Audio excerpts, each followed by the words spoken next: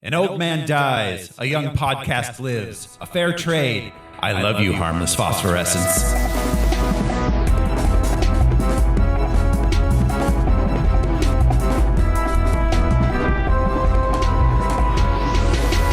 The night's as hot as hell. It's a lousy room in a lousy part of a lousy town. I'm one of your hosts, Thoreau Smiley. Who's joining me this week? Hey there, I'm Josh Cece, and I only go stiff for a moment.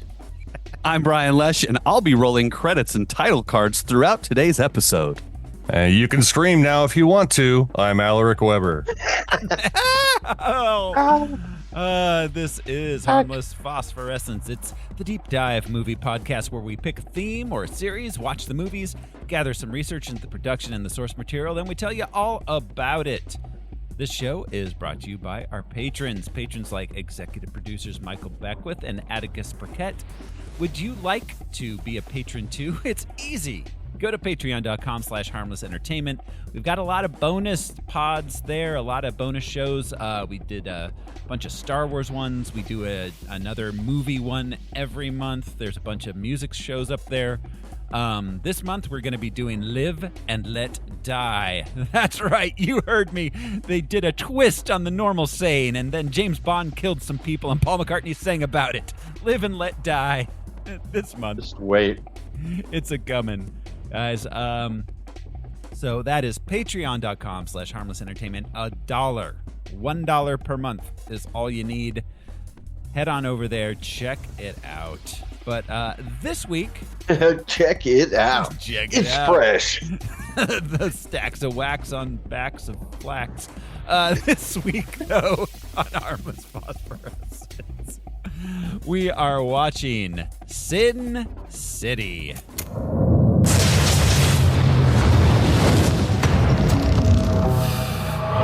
Goldie's dead. I've been framed for murder, and the cops are in on it. Open up, police. I'll be right out. Looking for Nancy Callahan? Eyes to the stage, Pilgrim. She's just warming up. Made a terrible mistake. We need to get out of here. Right this second.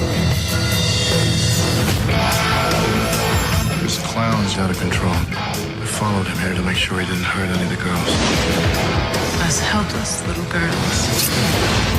It's time to prove to your friends that you're worth a damn. Sometimes that means dying. Sometimes it means killing a whole lot of people.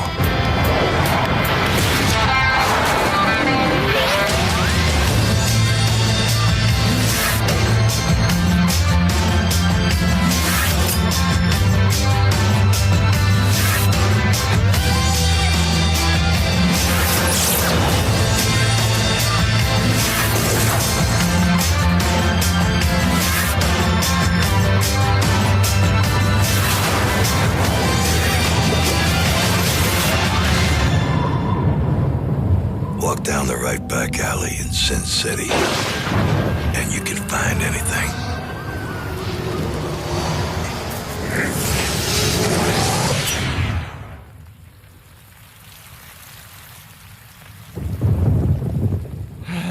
Sin City. And that was the trailer I was able to find with the most talking in it. Sin City. It was released April 1st, 2005. It was a joke. Get it? It was a running time of 124 minutes. It cost $40 million, and it ended up making $158 million at the box office. It was a bona fide hit. Cha-ching. That's why we got a sequel in the spirit. Yes. Yeah, this movie is responsible for the spirit, so fuck you, Robert This was... Rodriguez. I remember people talking about this at school. This was the year I graduated from high school. And I remember people being excited about this movie and being like, huh, you guys are excited. Okay. And I remember going and seeing it in the theater and just not being moved at all. I remember it being anticipated. Yeah. It was But very, again, yeah. I mean, it's a unique approach to a comic book movie for sure. It is to simply do the exact comic book on screen. Because there is not a lot of dialogue anyway. So yeah, I mean, Miller was just creating his minimalist graphic novel Mm-hmm. directly, which is one reason why you don't have the author. There's do yes, the script Yeah. and There's a- directing. yes. There's a lot of reasons why the author shouldn't be involved in the filmmaking. Because for one thing, usually comic book writers, artists, or even novelists aren't filmmakers and probably shouldn't do that. Yeah, I watched the Shining miniseries. There's a reason we don't talk about it. Well, it's like science or anything else. It's the objectivity. You're not seeing it. Like somebody would be like, "Well, here's my take," and Frank Miller would be like, "That's not how I drew it." And be like, All right, yep, touche. we know, Frank. Right. You need that objectivity. Yeah, absolutely. You need to know what's best for the form, not just do. I get really tired of the online, the constant online dialogue about like it's not a good enough adaptation. It's not a faithful adaptation. Like adaptations don't need to be faithful per se. They need to be good. Yeah, I mean, if we're looking at definitions of words, an adaptation does not need to be the same. Yes. Shouldn't. Should not be. Yes. Yeah. Oh, look, he adapted by doing nothing at all. Yes. So yeah, it did make a lot of money. So we're going to go ahead and play the box office top 10 game for the week of April 1st, 2005. This is the game where I will describe the top 10 movies of the week to the fellas here, and we'll go ahead and they'll try to guess the movie I'm describing.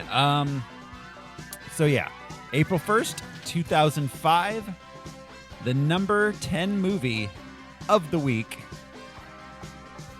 with the help of her coach, her mom, and the boy who drives the Zamboni. Nothing can stop Casey from realizing her dream to be a champion figure skater. The boy that drives the Zamboni. Zamboni boy. Some His play name is on Tony Zamboni.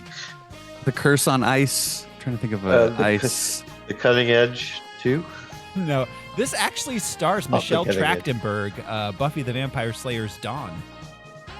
Oh, we know who she is. Well, our listeners may not have. That's their problem.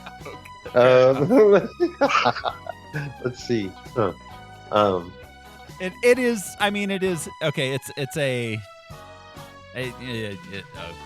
very the title is a really kind of generic title that doesn't tell you that it's necessarily about skating, but it also is semi-related. Jacqueline Frost. The ice. Oh yeah, ice is in the title. Ice. The Ice Princess. Ice Princess. Al gets it. Nice. Woo! That was an alley oop. I would Wow. think. Yeah. Yeah, that Thanks was a for team effort. the Yeah. assist. I mean, Al sunk it. But The tagline is "Big things happen to those who dream big." Like, okay, guys. And I thought looking at the poster, I thought there was that there was like a freaky fry, not freaky, yeah, but or like a The body swap thing? not body swap, but like a what was the one with the identical cousins? Oh, Parent Trap. Parent Parent Trap Trap. thing happening because there's two Or Michelle Trachtenbergs leaning How do back you to do? back, and one's dressed up like a figure skater, and the other's just like, I'm a 2005 schoolgirl. I have bootcut jeans that are around my hips. But like, yeah, great. So it's not a movie about a figure skater and her manager twin sister. I don't think so, but I'm never gonna know because I'm not ever gonna watch it. Well, I might do a Michelle Trachtenberg series at some point for the Boy. Patreon. When they listeners. switch identities to convince their hardcore Slavic coach to come back. Right? That Michelle Trachtenberg series is going to be a riveting 2 to 3 weeks. Yeah. Wasn't she Harriet the Spy? Oh, she was. That's right. I'll do was. anything to watch Harriet the Spy again. I watched that like a year ago, and I was just filled with nostalgia. Yeah, that's just charming. It was so good. Anyways, At number 9 this week, a smooth-talking man falls for a hardened columnist while helping a shy accountant woo a beautiful heiress. Is this a Kevin James movie? Yeah, this is that. No, This is far more prestigious than Kevin James. Damn. It's I a missed the first part. one-word, one-syllable title, and it stars the freshest Prince of Bel-Air. Life. No. Happiness. No, Happiness. No. it's Saying it Will. the moment you- Will. Earth. He's the cure for the common man.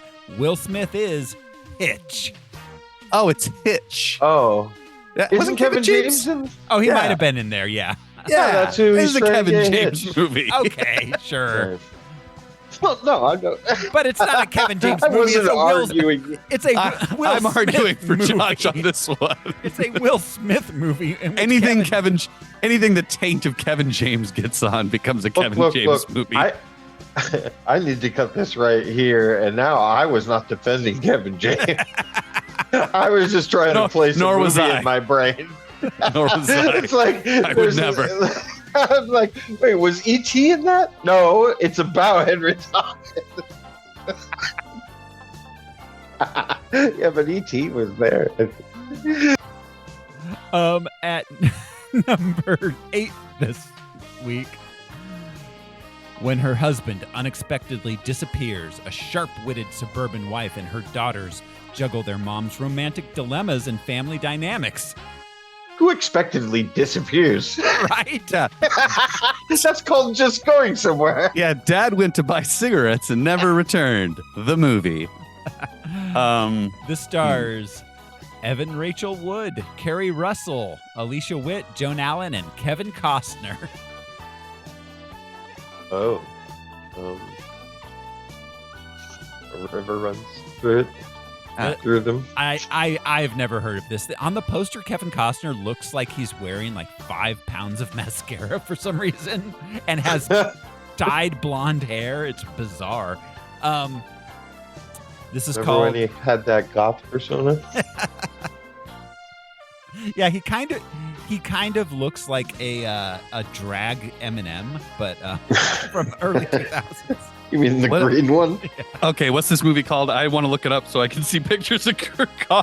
It looks like he has lipstick on. Like seriously, it looks like he's Okay. wearing a lot of makeup.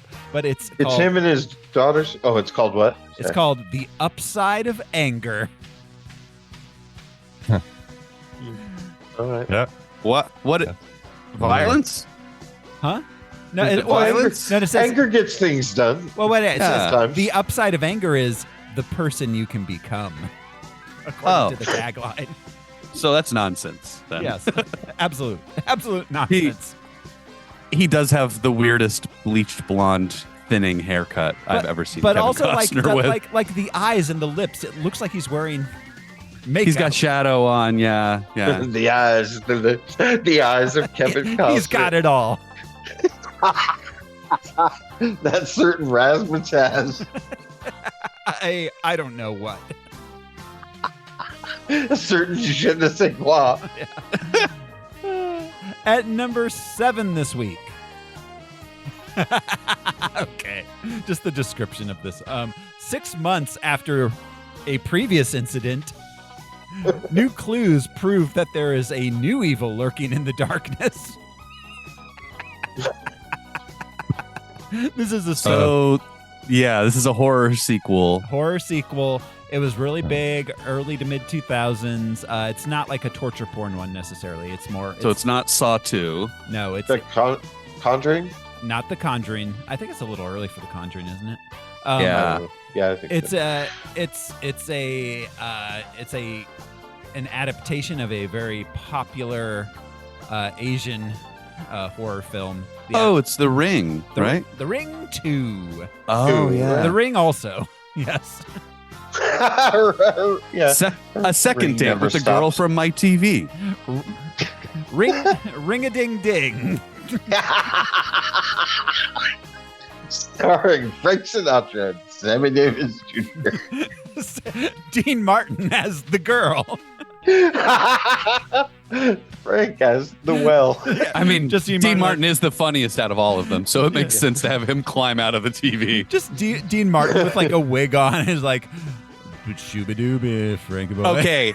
Okay. So now that's the thing I want to see AI do is remake old horror movies with the Rat Pack. Oh my God! So many things could be remade with the Rat Pack. Ghostbusters. Yeah. Okay. I'm seeing a lane now. Scooby Doo. Yeah, run toward it. Let's do it. Right. It would be popular. It would be very popular. The Expendables. Like an that Expendables shit. movie with the Rat Pack. Oh, I would watch the shit out Hell of that. yeah. Or like Ocean's 11, but with them. Yeah. Or like, oh my God. Right. We could. I almost slipped by you there, man. Yeah. I'd like to see all of the Bonds do a movie together. Oh wow. Anyways, the possibilities are literally endless. What a sword fight. It'd just be a 90-minute dick Just a bunch of crossing the stream. Just being more misogynistic towards one girl in a dress at a bar. just all the Dude. Bonds in like a gym shower together.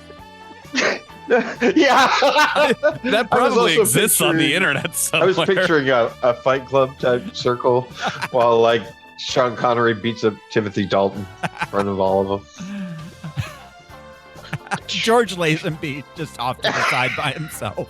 Smoking a He's like- cigarette. He's like, I'll do one fight. Number 6 this week. Having recovered from wounds received in a failed rescue operation, Navy SEAL Shane Wolf is handed a new assignment: protect the 5 plumber kids from enemies of their recently deceased father, a government scientist whose top secret experiment remains in the kids' house. Is this the Rock or Vin Diesel? Diesel. It's a Okay. Diesel. Is The this a Super Mario babysitter? quintuplets. Is this what, Brian? The babysitter? No. That, close. Close. Something nanny, It's right? like the the- man. No. No?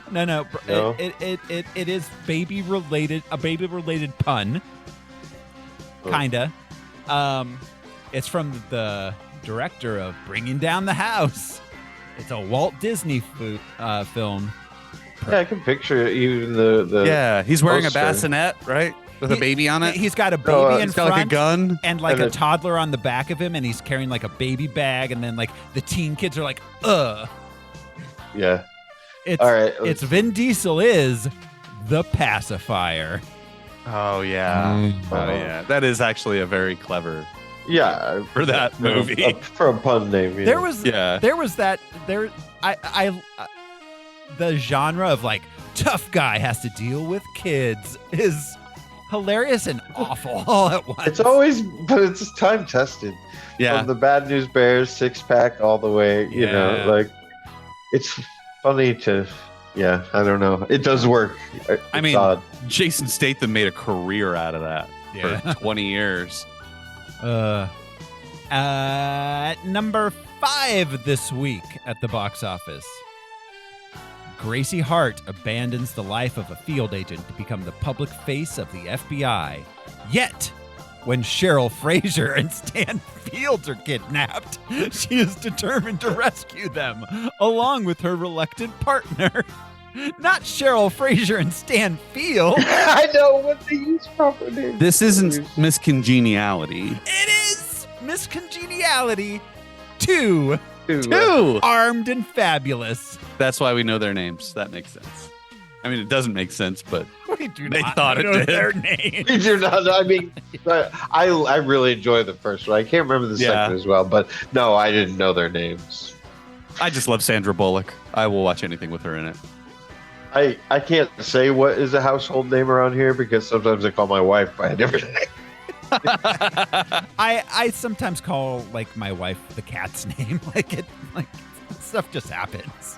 Yeah, it just happens. No, I'll call the dog by like Jude's name. Like it's yeah. At number 4 this week, In a World. In a world. So, all right, I'll leave that part out. A young idealistic inventor travels to the big city to join his inspirations company, only to find himself opposing its sinister new management. Wow, if I left out that first clause, you don't have any idea what this is about.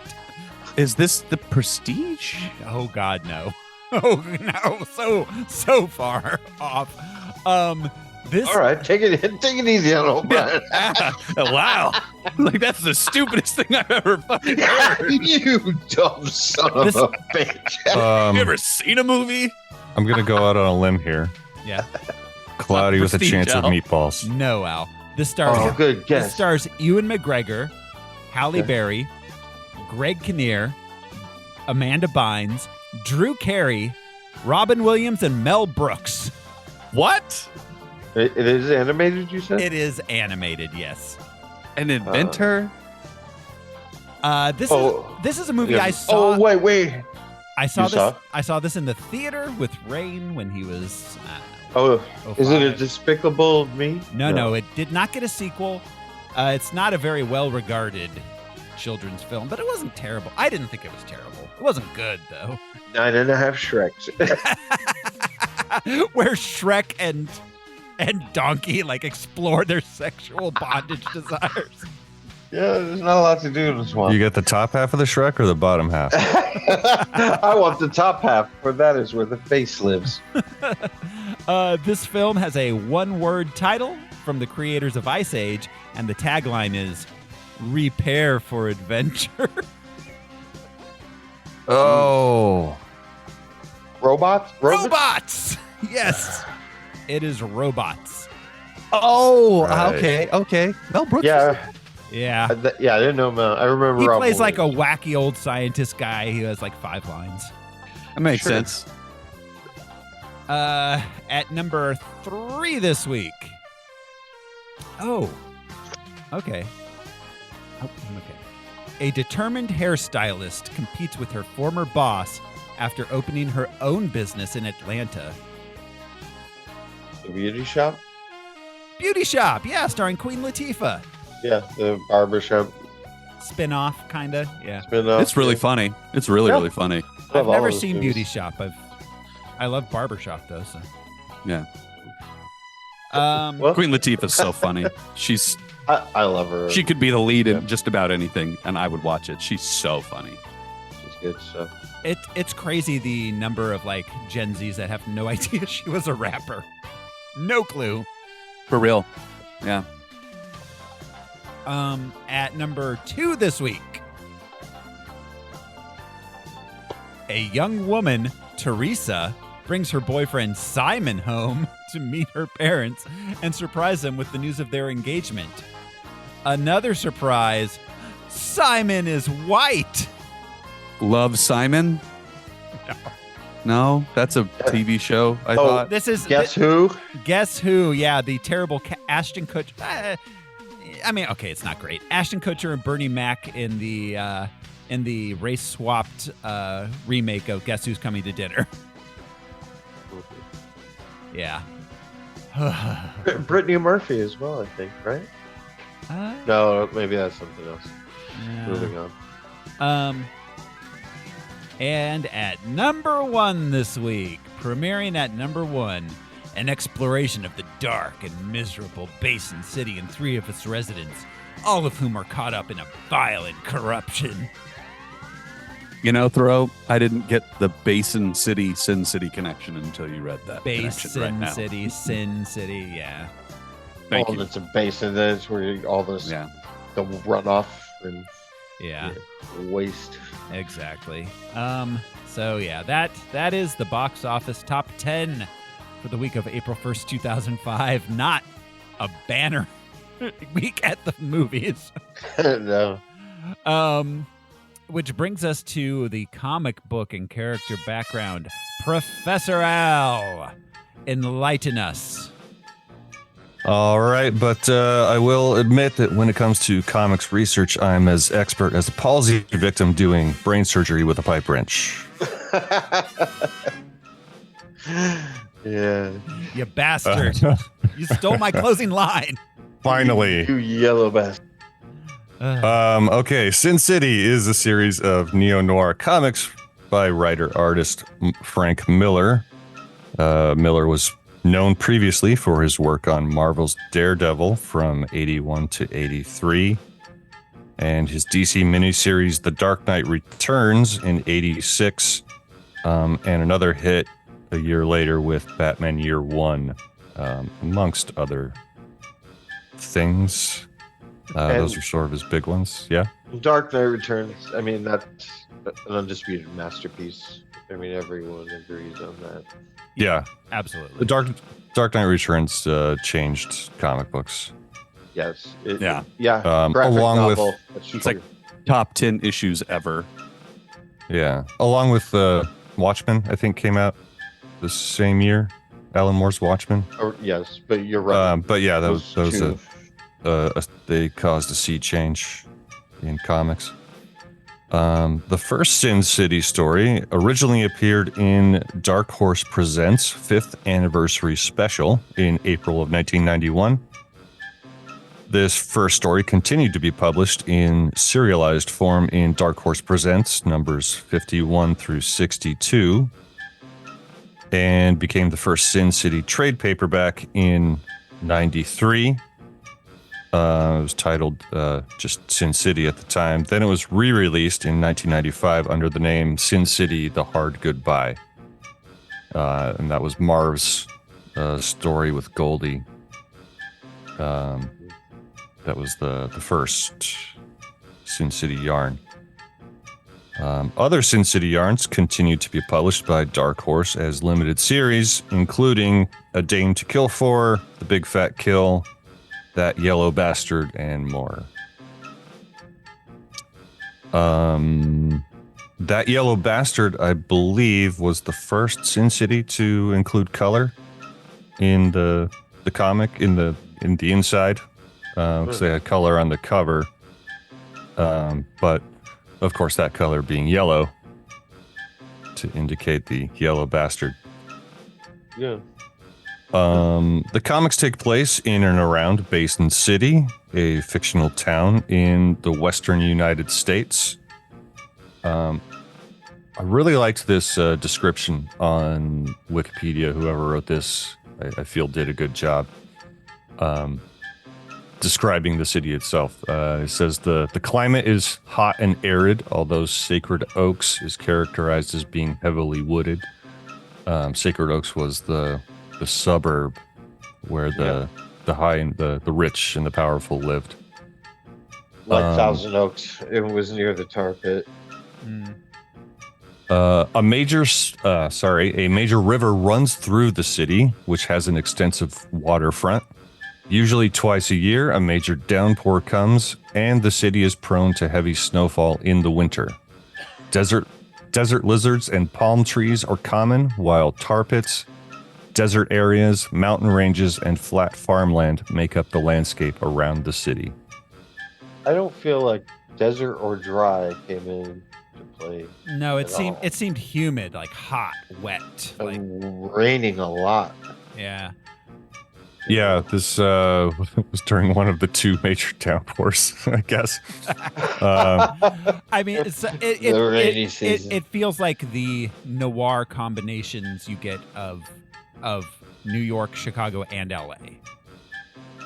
Yeah. Maybe a little bit of Key Largo. Yeah. Good point. I feel like the first time I watched it, I imagined a New York City, though now I can see more of an LA. But I don't think it was actually intended to be a coastal city, as written. And And watching the movie again, didn't see what would indicate an ocean. So on a Great Lake, perhaps, because it does have an extensive waterfront, as we said. Yeah, There's a major river that runs through the city. Oh, the waterfront's just on the river. Yeah, Gotcha. well, and like a St. Louis yeah, kind of that's deal. a good way to put it. Yeah, and don't forget he's a Brit, so it's just an amalgam of all the gross cityness that he sees American cosmopolitan life. It could be Is he a Brit? London as well. Frank Miller? Pretty sure. Holy shit. A lot of things are about to change for me. Googling it right now. Go ahead and continue. Okay, so key locations in the city include the projects, the docks, Katie's Club Pecos, the Rourke family farm, Old Town, the red light district, and the Santa Yolanda tar pits. Well, he is not British, so Yeah, no, he is not. He was born He was Maryland. in Maryland. Yeah. Weird. I thought he was wow. British too. You're not alone. Yeah, he just. I mean, Alan Morris. Maybe I would just Yeah. That's confuse them in probably- my mind, Yeah. but I just thought he was. He reminded me of that Stanley dude who was directing Island of Dr. Moreau. Like he always had a fedora and a Yeah. British. I don't know. Mhm. In fact, he has a fedora. Right? Wow. All right, pardon me. Continue on. I just now learned. He was in this movie, and his American accent was flawless. Well, it's all it takes. For a Brit, he did a good job. Sure did. How An weird. interesting note: the Basin City Central train station has a direct connection to Phoenix, Arizona. What? Do tell. I'm not sure where that popped up in the comics, but it popped up in my research. Not like a literal connection, railroad connection. A railroad connection. Yeah, a direct line. So it was supposed to be near. I started imagining it being like along the Colorado. So Okay.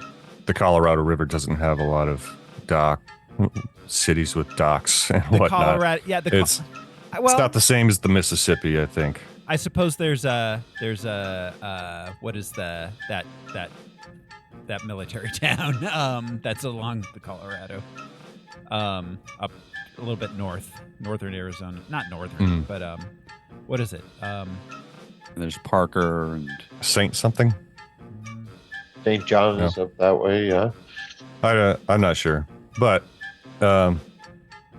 still a fictional town. it's somewhere. Lake Havasu is what I was thinking of. Oh, okay. oh yeah, Oh, yeah. a military town. There's a base there. I Is know. I knew people. You that were might be. stationed there. No, Huachuca is what you might be thinking about, but Lake Havasu is up north. It's where spring break. It's where the London Bridge is. Yes, it is. All right. I decided not to go into the characters right now because I think they are pretty faithfully portrayed on screen and essentially speak for you. themselves. And there are a lot of characters. There's a lot, and they're not like there's like 3 characters that he just makes into different characters. Right. Yeah, Yeah. they're not all that different. They're all stand-ins for each other. Yeah. Yep. I was very confused because I had seen this in 2005. I kept waiting for, what's his name, John McClane, to turn into the wrestler Oh, because they look so similar. I was like, does he grow up to be Marv? How does this work? well, They're the same. I do have to say that they did a lot of work to make Mickey Rourke look more human. Yeah, it's funny. Yeah. Oh God, have you seen him? I mean, Yeah, he's turned into Marv. He would look a lot better if he Yeah. looked like this. Yeah, it's 3 stories about the same guy. I don't. Yeah. Yeah, And in each vignette, the female character is the same. gruff, tough as Whether- nails, but with a whether heart of played gold. by a different woman. Yeah. Yeah, and the same exactly, and the same the same woman, tough, abrasive, but with a heart of gold. Yes. She can take care of herself. I better take care of her. We will end today's research section by noting that Frank Miller won numerous awards, Eisner and otherwise, for the stories contained in Sin City. All right, thank you, All right. Al. That brings us to the film background, the production of the film itself. This movie was directed by Robert Rodriguez and Frank Miller. A rare directing co-credit in which it so Robert Rodriguez was told by the Directors Guild of America that he could not share credit on this since they weren't an established directing team.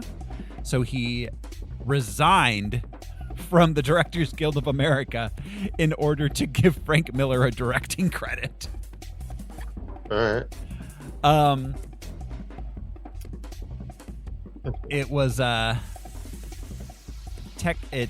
writing credit was given to Frank Miller because they did no adaptation. Yeah. I don't know if they even had a script. They may have just handed people the comic books.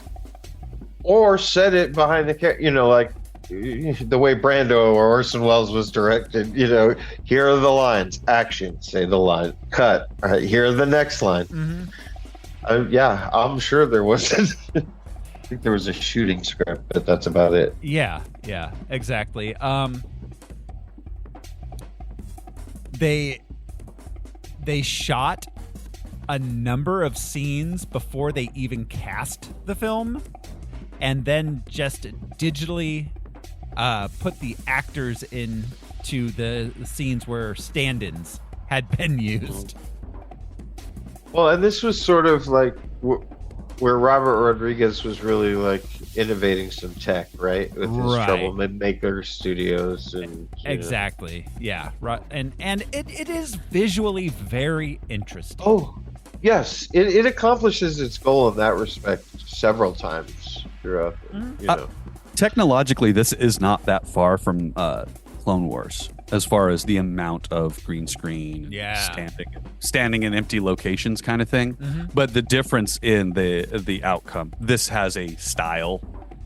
Obviously they're taking it directly from the book, whereas Attack of the Clones kind of lacks a visual style. Attack of the Clones looks like my cat ate my Star Wars toys and then puked them up. Oh, but inside a PlayStation 3. Exactly. Yeah, but just using all that technological stuff to just put images on screen versus this, which is like using all that technology to make a stylistic thing come to life, it's different. It's kind of neat. It is. I will give them credit for achieving an interesting, distinct, and striking style, which they were going for. 100% they achieved their goal. This, just the whole time I kept watching this the second time around, it reminds me of Dick Tracy, where it's like, we're going to do a stylistic thing and the movie comes second. Yeah, very much so.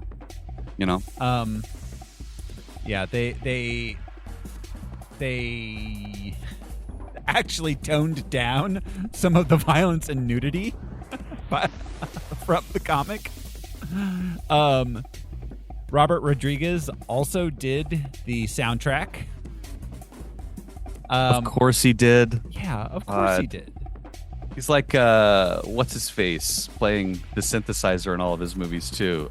John I can't Carpenter? think of it. John Carpenter. Yeah, it's like the moment the credits rolled in this movie multiple times, I just thought, oh, it's Robert Rodriguez on his electric guitar. Yep, exactly. Here he is. I'll take another paycheck. Yep. Yeah, seriously. Exactly. One scene was directed by Quentin Tarantino. That was, and I don't know if you guys looked it up. If you didn't, do any of you have any clue which scene it was? Is it the scene in the apartment where he gets the fleshy? No? Nope. I believe it was the scene in the car with Dwight and dead Jackie Boy. Yeah, Oh. it's the scene. Yeah, it's the drive from the hookers to the tar pits was directed by Quentin Tarantino. That makes sense. That's kind of cool because it's like a bottle for him to come in and just shoot on one day. Yeah. It's two people sitting in a car, one of them who has, 3 lines. That's cool. Yeah.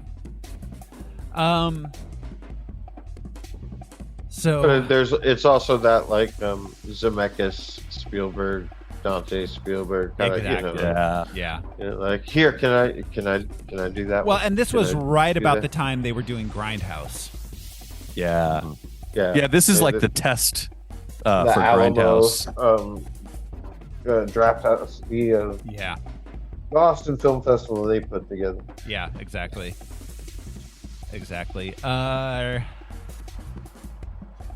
Our cast is extensive. We've got Jessica Alba as Nancy Callahan. She got top billing because in 2005 she was, the young. She was it. Yeah, she was the it girl. Her and Brittany Murphy. She was also alphabetically first. Oh, yeah, true. Alba. We talked about And her. she's British.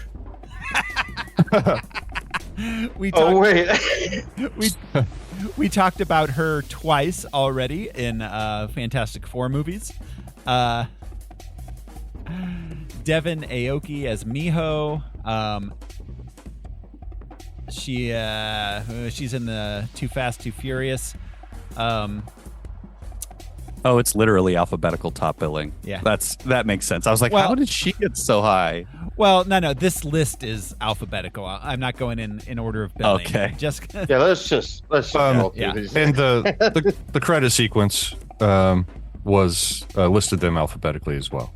yeah, it did. But on the posters, it was Jessica Alba, Okay. then Bruce Willis. Then, Yeah.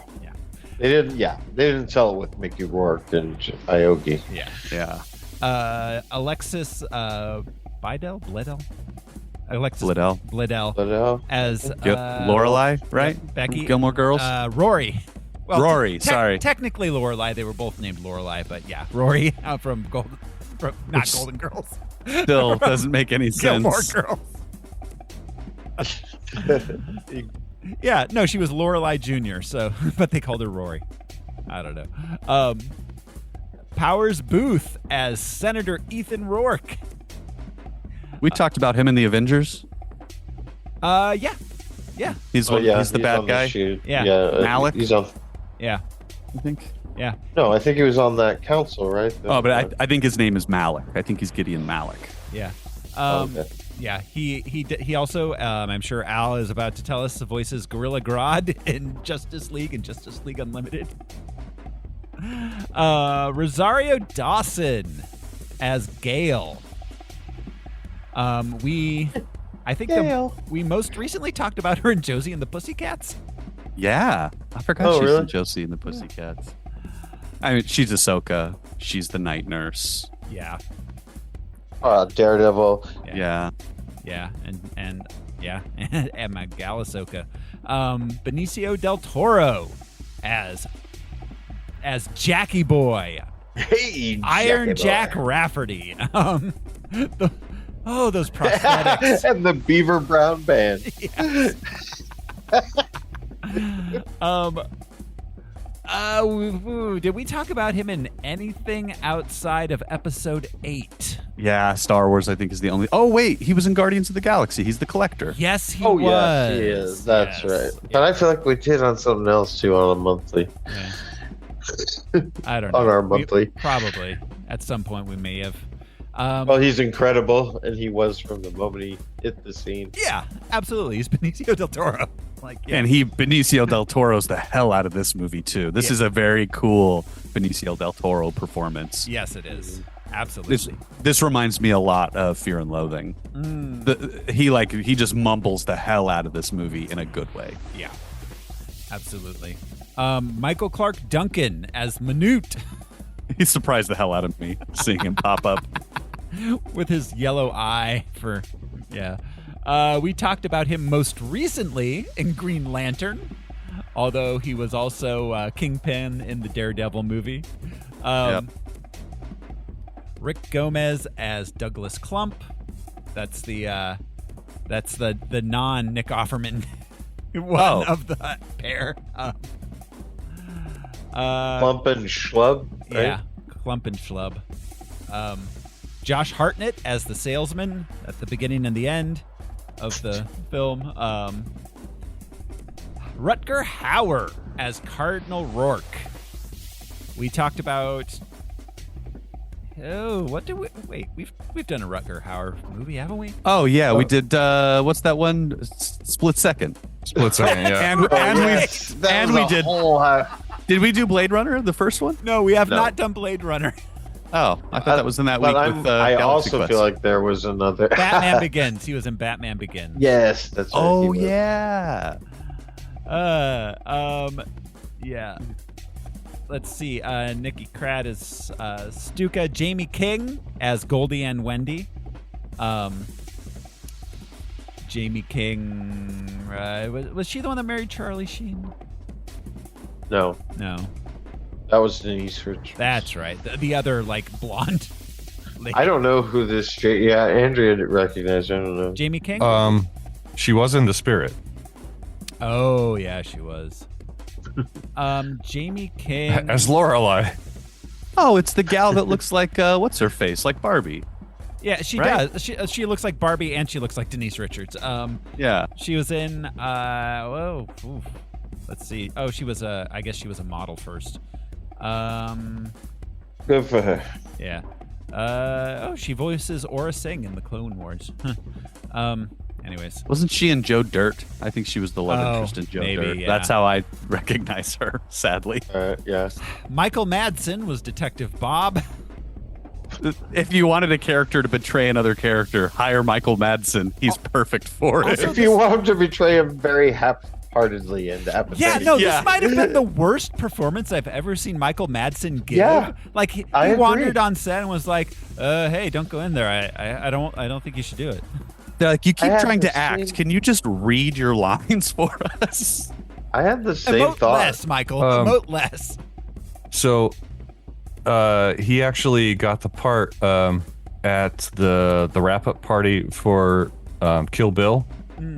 He just like wandered up to Robert Rodriguez and was like, why haven't I been cast in this movie? And they had like one uncast part and it was Bob. That's pretty great. So they put him in. And then he wandered on set one day and they held up a card and he said those words and then he left. Yeah. I remember thinking the same thing. I was like, he's way better than what he's doing right now. Yeah. So I wonder, I brought up Attack of the Clones. I wonder how much of this movie suffers from the same thing that the Attack of the Clones suffered from, which was, I'm not talking to a person. You did bring up. I'm talking to a ping pong ball. I wonder if there are elements of that in this movie, and I wonder if he got brought in late to shoot it with Bruce Willis, but with a scene that Bruce I Willis think already shot. You know, It was terrible dialogue.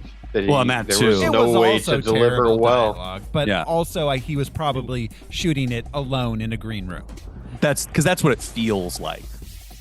Sure.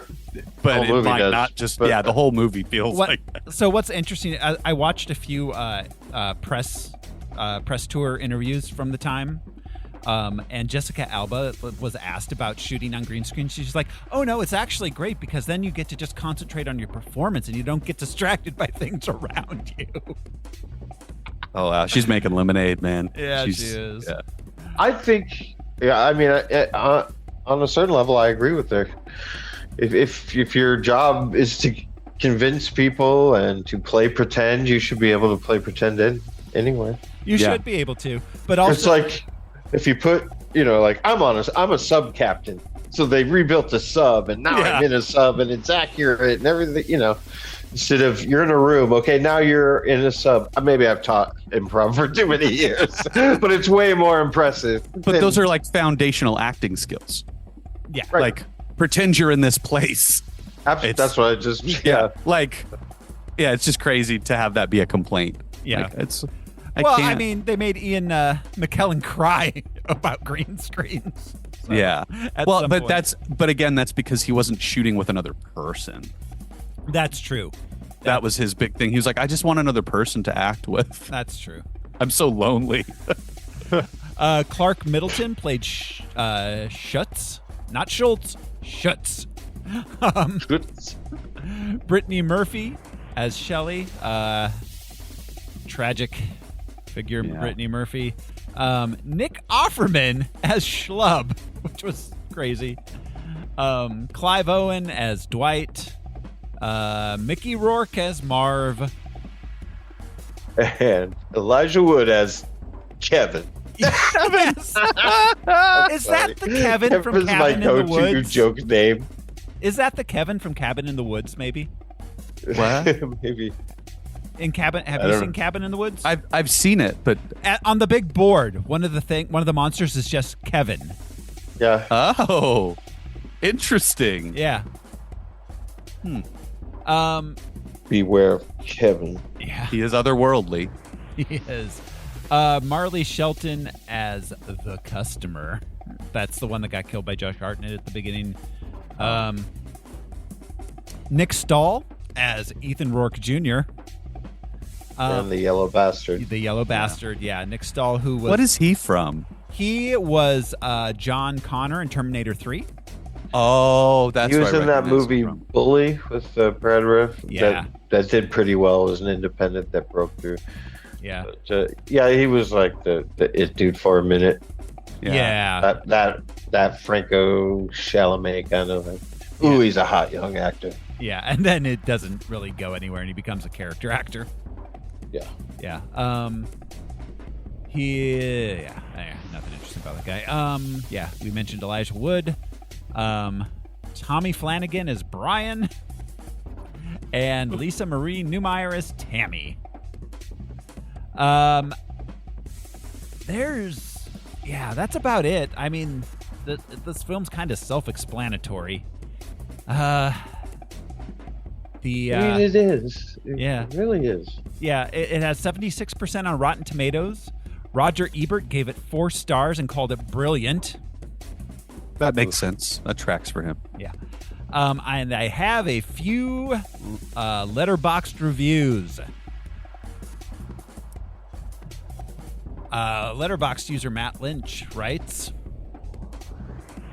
Robert Rodriguez never met an aesthetic he couldn't half-ass. Nothing's worth doing if you can't green screen it in your garage. But it had to be, right? Yeah. I mean, the reason that I think it doesn't go into any uncanny areas because they mess with the scale of things just like he did in his artwork. Yeah. Great example is the first time we see that somebody dunked into a toilet. That toilet is oddly out of scale compared to the human beings or any human being that would sit. So if they tried to recreate all of this in Frank Miller's style, practically, I don't know. Yeah, I don't see how you could have done it any other way. I think that in his half-ass in his garage is the key complaint here, not the green screen. Well, no, that's that nerd's clever little. Yeah.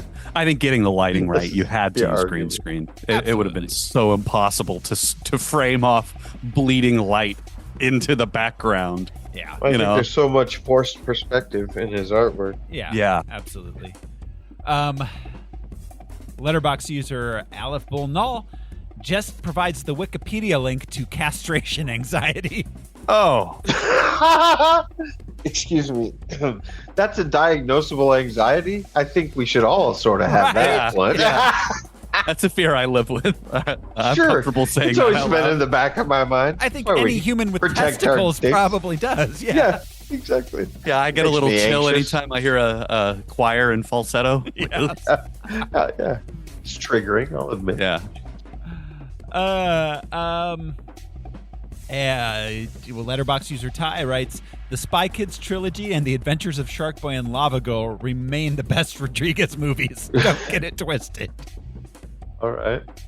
Probably true. I'm not against that. Jack Moulton writes, Zack Snyder's been chasing this high for 15 years and hasn't come close once. Yeah. Not wrong. Yeah, not that's wrong. Fair. I mean, yeah, gritty and brooding. Yeah. We've talked about it over and over with Snyder. I mean, if he could make Justice League in black and white, he would, and we found that out the hard way. Yeah. Yeah, no, Black and White Justice League is basically this movie. It exists. It's what he wanted. Yeah. It's crazy. Martha. One word. But the black and white version, they slowed that down, and he says it for about 3 minutes. Martha.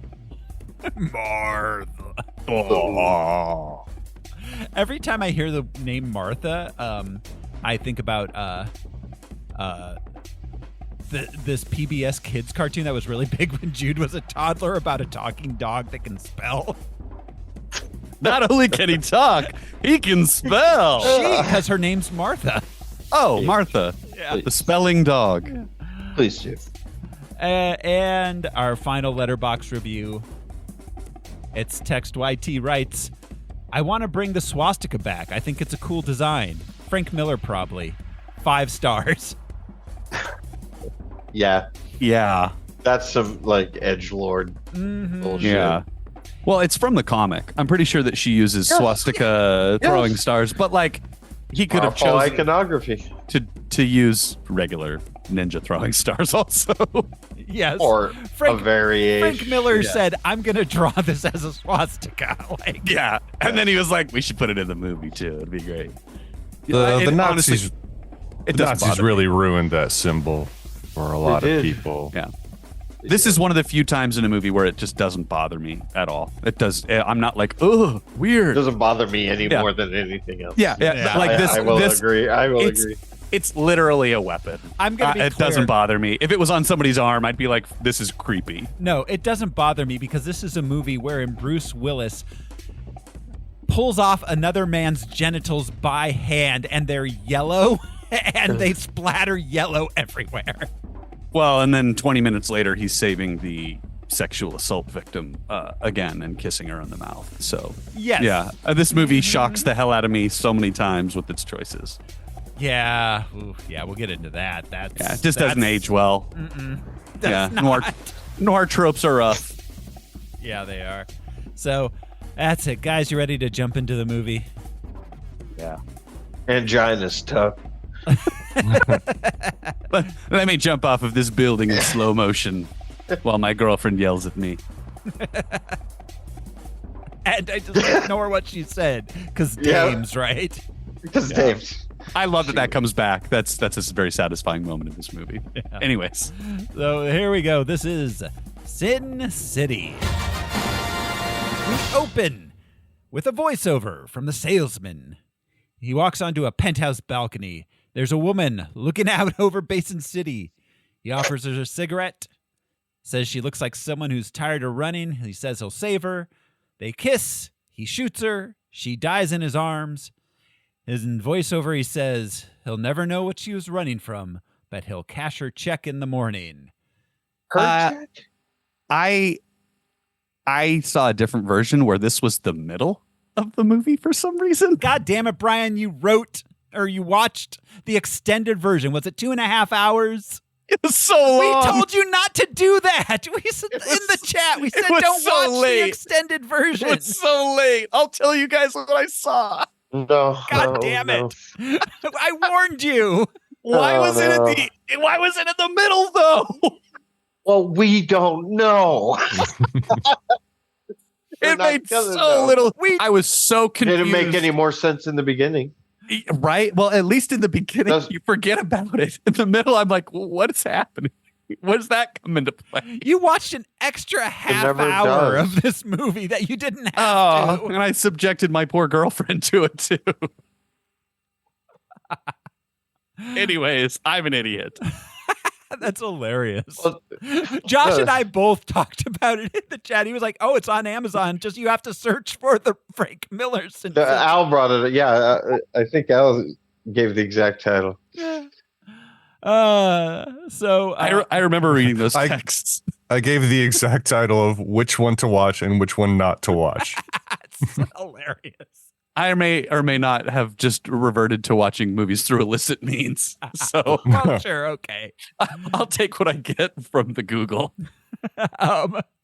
So we cut to a credit sequence over images from the comic. Then we cut to Bruce Well, Willis. I'm sorry. I guess I should decide if I'm going to do this throughout the show. What check? Her check? Oh, She hired him to kill her? that's what it seems like he says. I assume that it's the check for her death was how I read that, but it is worded so dumb.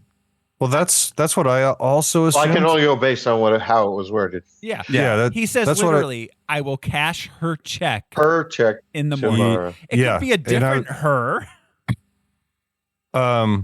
But then she's referred to as the customer, and the scene is the customer is always right. Yeah. So it would lead you to believe that she was the one who hired him to kill her. It's a suicide Herself. by Yeah. hitman. A suicide by Josh Hartnett.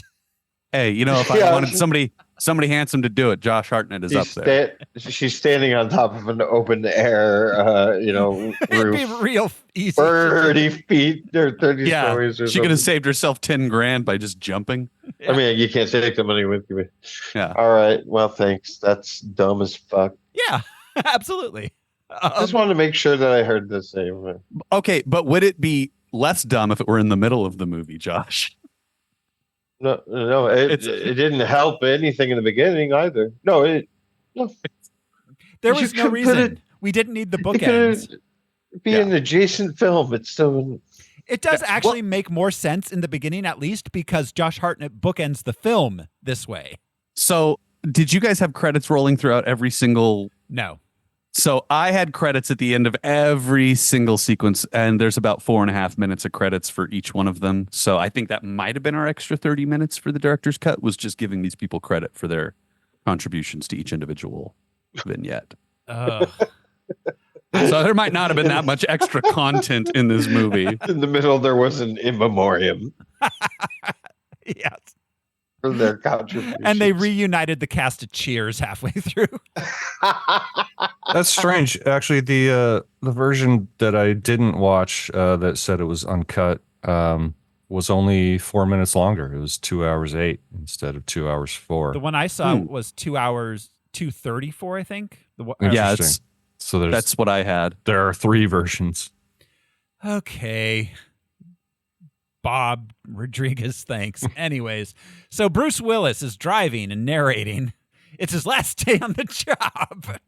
He's a cop. Yeah, imagine that. I'm too old for this shit. Mendoza. Here's my sweetheart. We're getting married when I get out of here. Here's our boat. It's called the Live Forever. I'm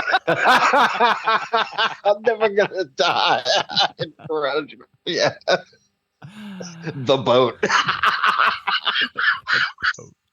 If I had a boat, I would give it a name and then call it the boat. The boat.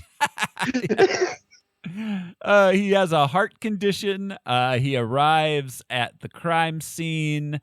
His partner is trying to talk him out of stopping a serial child killer, Rourke Jr. He's going to rape and kill his fourth known victim, 11-year-old Nancy Callahan. Yep. Junior is the son of Senator Rourke. Hartigan knocks Bob out. Like, I get that, like, organized crime exists and corruption exists. Good for you. Right? Like, those are concepts that we can all accept. But this is a crazy leap from, like, the cops are bought and sold by the senator or whatever. His kid is murdering children. Raping and murdering children, and the cops are like, let him finish. Yeah, like, just let him cook, man. He's got, who knows where he'll go next. It's just, you feel like that's an unfamiliar Epstein trope? Island. Epstein Island. No. I'm just saying it's a wild place to start. It's a wild ass place for us to start with Sin City being like, and this is how corrupt Sin City is. It's like, oh shit. Whoa, literally anything can go. I mean, which was the goal, I'm sure, but like, ugh. It's a hardcore place to start a movie at for sure. Yeah. Hartigan is fighting pain from a bad heart, heads into the warehouse where Rourke Jr. is holding Nancy. He runs into two thugs talking about their car. He knocks them both unconscious. He arrives at the warehouse. Jr. wings him in the arm, runs to the docks. Hartigan follows, shoots off his ear, his hand, and his genitals. Bob suddenly arrives and shoots Hartigan in the back. As sirens approach, Bob leaves and Nancy lies down in Hartigan's lap. Hartigan passes out, telling himself he's willing to die for her life. That's the scene. We have so little to say. I take his weapon, both of his weapons. Yeah. That he shoots his comes balls up later. off, yeah. It's very noir, talking about his weapons. But Yeah, all of the movies very, very. Well, yeah, sorry. No, go ahead, Josh, please. No, I mean, it was shot in black and white night. I mean, it's just that's all it's about. Dudes who just, they just want to protect those helpless women, no matter how. It's just single one of ridiculous. these is about a tough as nail dude protecting a helpless woman who's also tough as nails and can take care of herself, but I better protect her. Even when the women can protect themselves, they need protecting. Yes. Yeah. So it's like the direct misogyny and the subtle misogyny.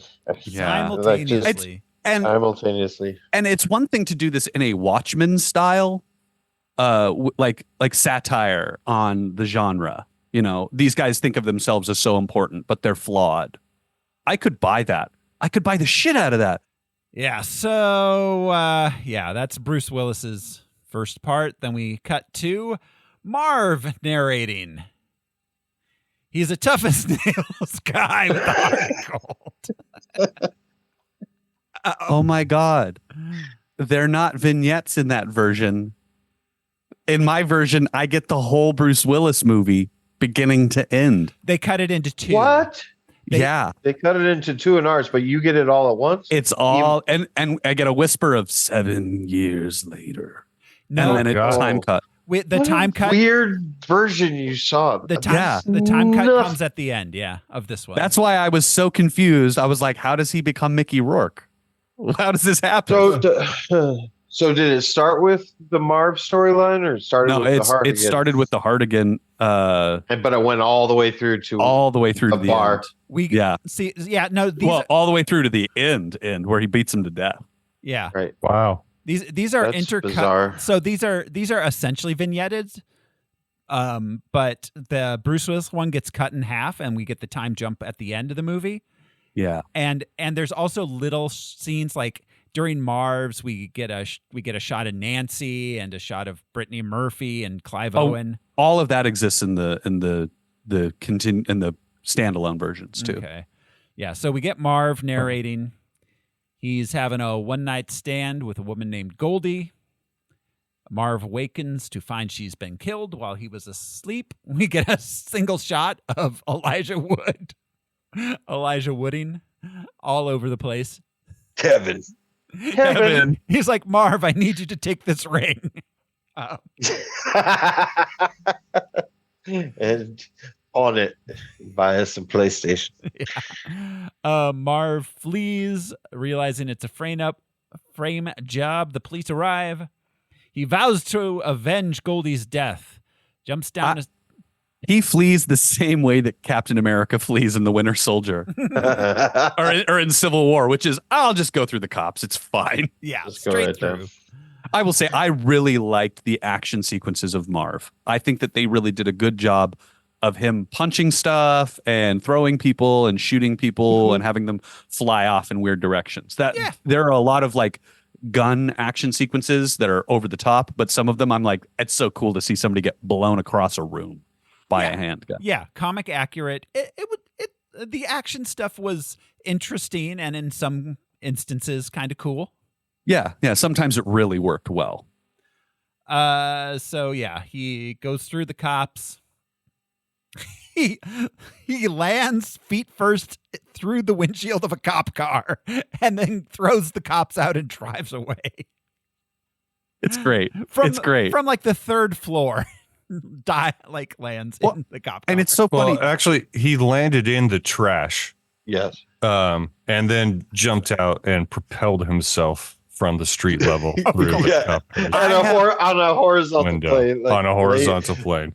I have no issues with people defying the laws of physics in this movie. It's so funny. That is the least of my issues with this movie.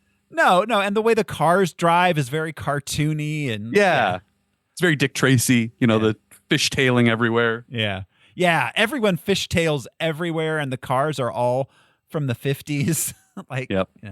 Sometimes all four wheels off the ground.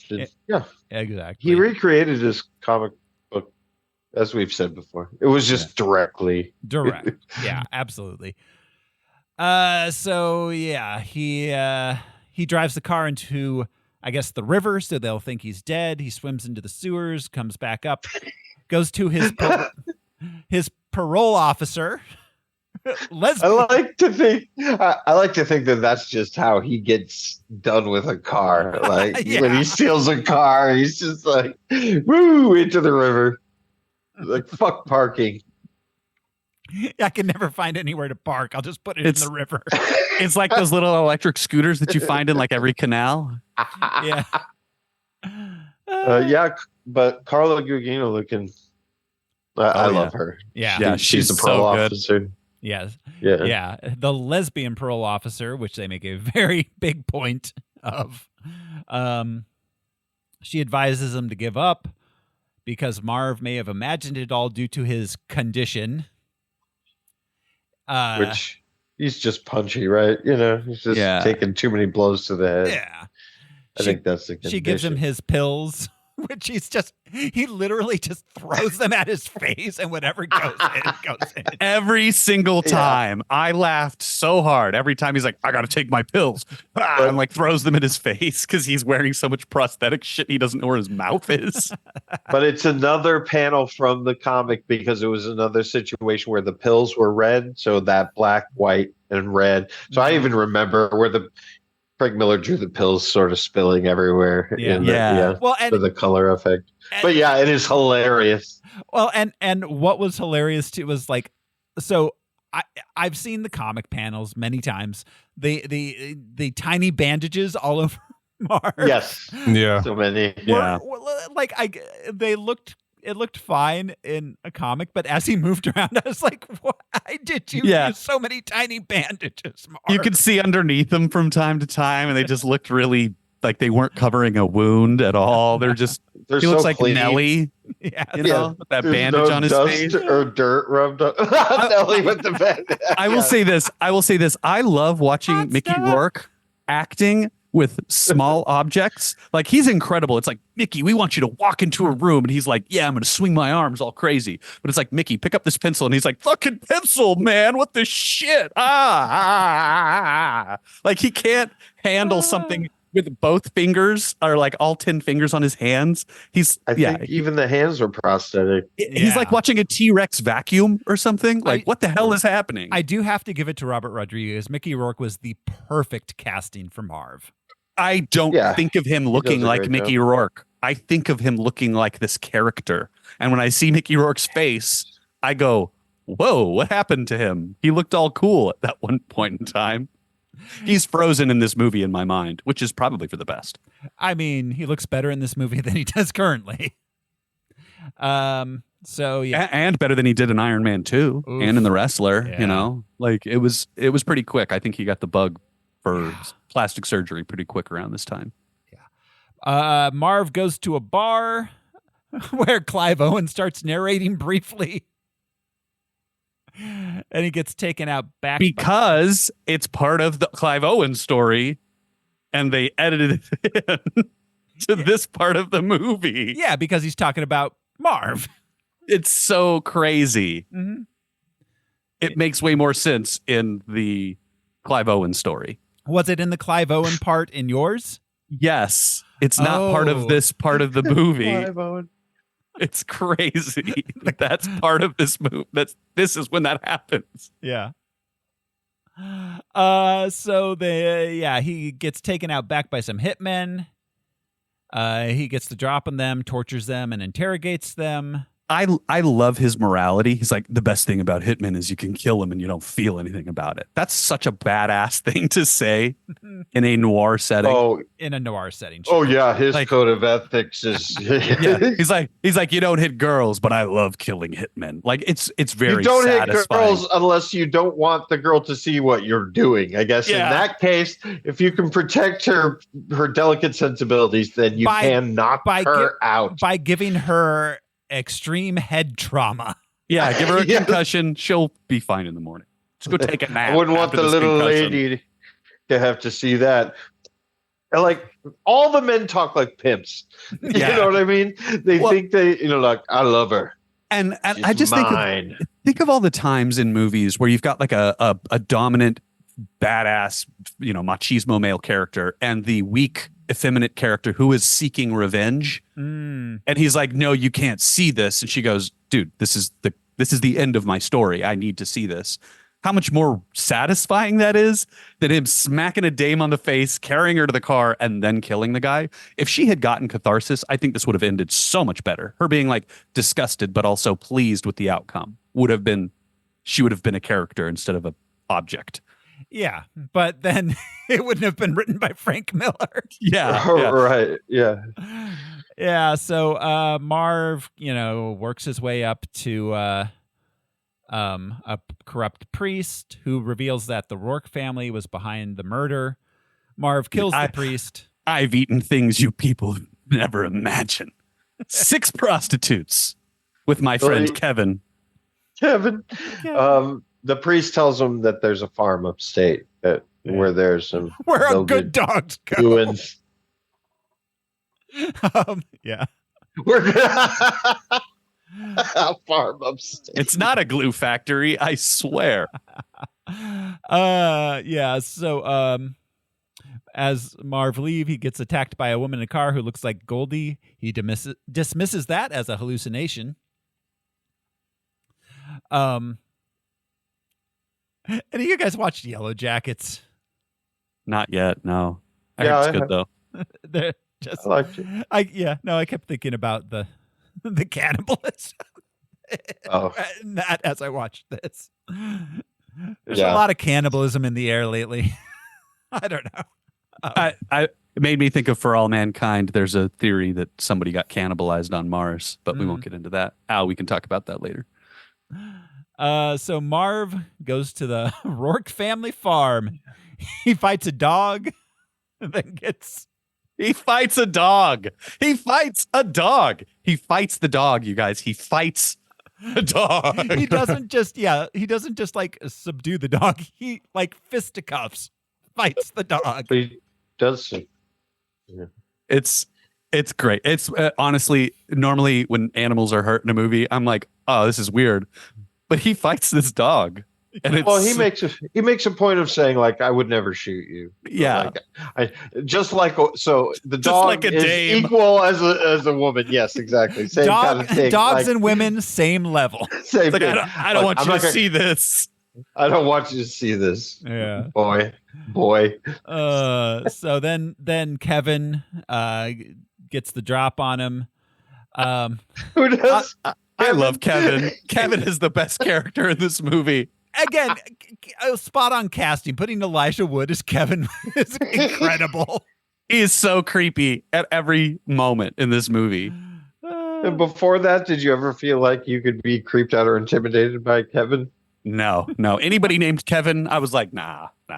His name's Kevin. Man. And being creeped out by Elijah Wood in general was not something that I ever thought about. Like, then you slap those nails on his fingers and you're thinking twice about trying to grab that ring, huh? That's right. Look out. It's Kevin. Kevin, yeah. Kevin ate Samwise. Anyways. He wakes up in the basement. Rosie is not at the Shire when they return. No.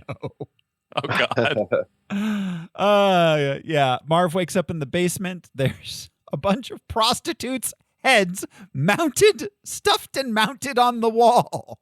I remember seeing this in the theater, and this shocked the hell out of me. This was the moment in this movie when I was 17 or 18 going like, oh, whoa. This movie went from weird to like, we're going deep in like dark shit. Yeah, I do not miss mid-2000s edginess.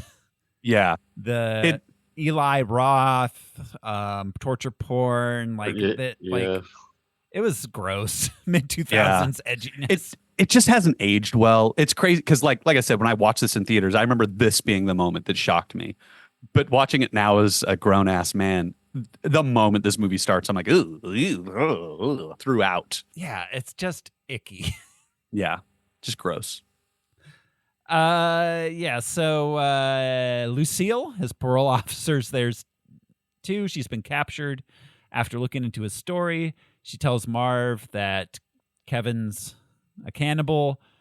Goldie was a prostitute. Kevin also cut off Lucille's hand and ate it in front of her. They escape the basement. Lucille gets... We get an interesting characterization of a woman in this moment. Dames. Sometimes they just got to let it all out, and then they're normal again. Yeah, coming from a guy whose inner monologue sounds like a little girl's diary for the last, know. Yeah. He's like, I kissed a girl and then she died. And, and now I'm mad. I'll forever avenge her. It's like, maybe if I yelled about it, I'd feel better. So Kevin's mentality is just like a woman that good, you don't eat all at once? Oh, I assume he savored all of them. That's so gross to say, good. But like, I assume that joke, the farmer? The farmer and the pig, yeah. The talking pig. Okay, awesome. The pig with the peg legs. Yeah. Yeah. Yeah, you don't need a pig like that all at once. So, Lucille gets shot by the cops. Oh, wait, Marv pulls the bars out of the window. Yeah, it just pulls them straight out. Yeah. That's by sheer will and the ability to get hit by a car 4 or 5 times. He's durable, I guess. Well, that was fun, like you had said, seeing him do this over exaggerated action, the bricks flying everywhere. He has a weird strength because if anyone else ran towards a police car, got horizontal, and tried to break the windshield with their feet, so their legs. The way that the movie works for me, I've already seen Bruce Willis try to break out of the bars and yell. Oh, huh. So it's interesting to have this be the 2 beat of that and have somebody successfully pull the bars off. I think it works better that way. We'll never know. Because you guys saw him do that afterwards, so it's not as like surprising when Marv pulls the bars off the window. Yeah, no, it wasn't surprising at all. It wasn't surprising. I don't know if surprising was is surprising. The wrong word, probably. Yeah, I feel like even the mounted heads were not surprising. Nothing in this surprised me per se. No, it's like the Avengers appeared, then maybe surprising. Everything else was as expected. Morgan Freeman drives Miss Daisy past. That would be right at 88 miles an hour into the future. Save Marty driving McFly. Miss Daisy into the future.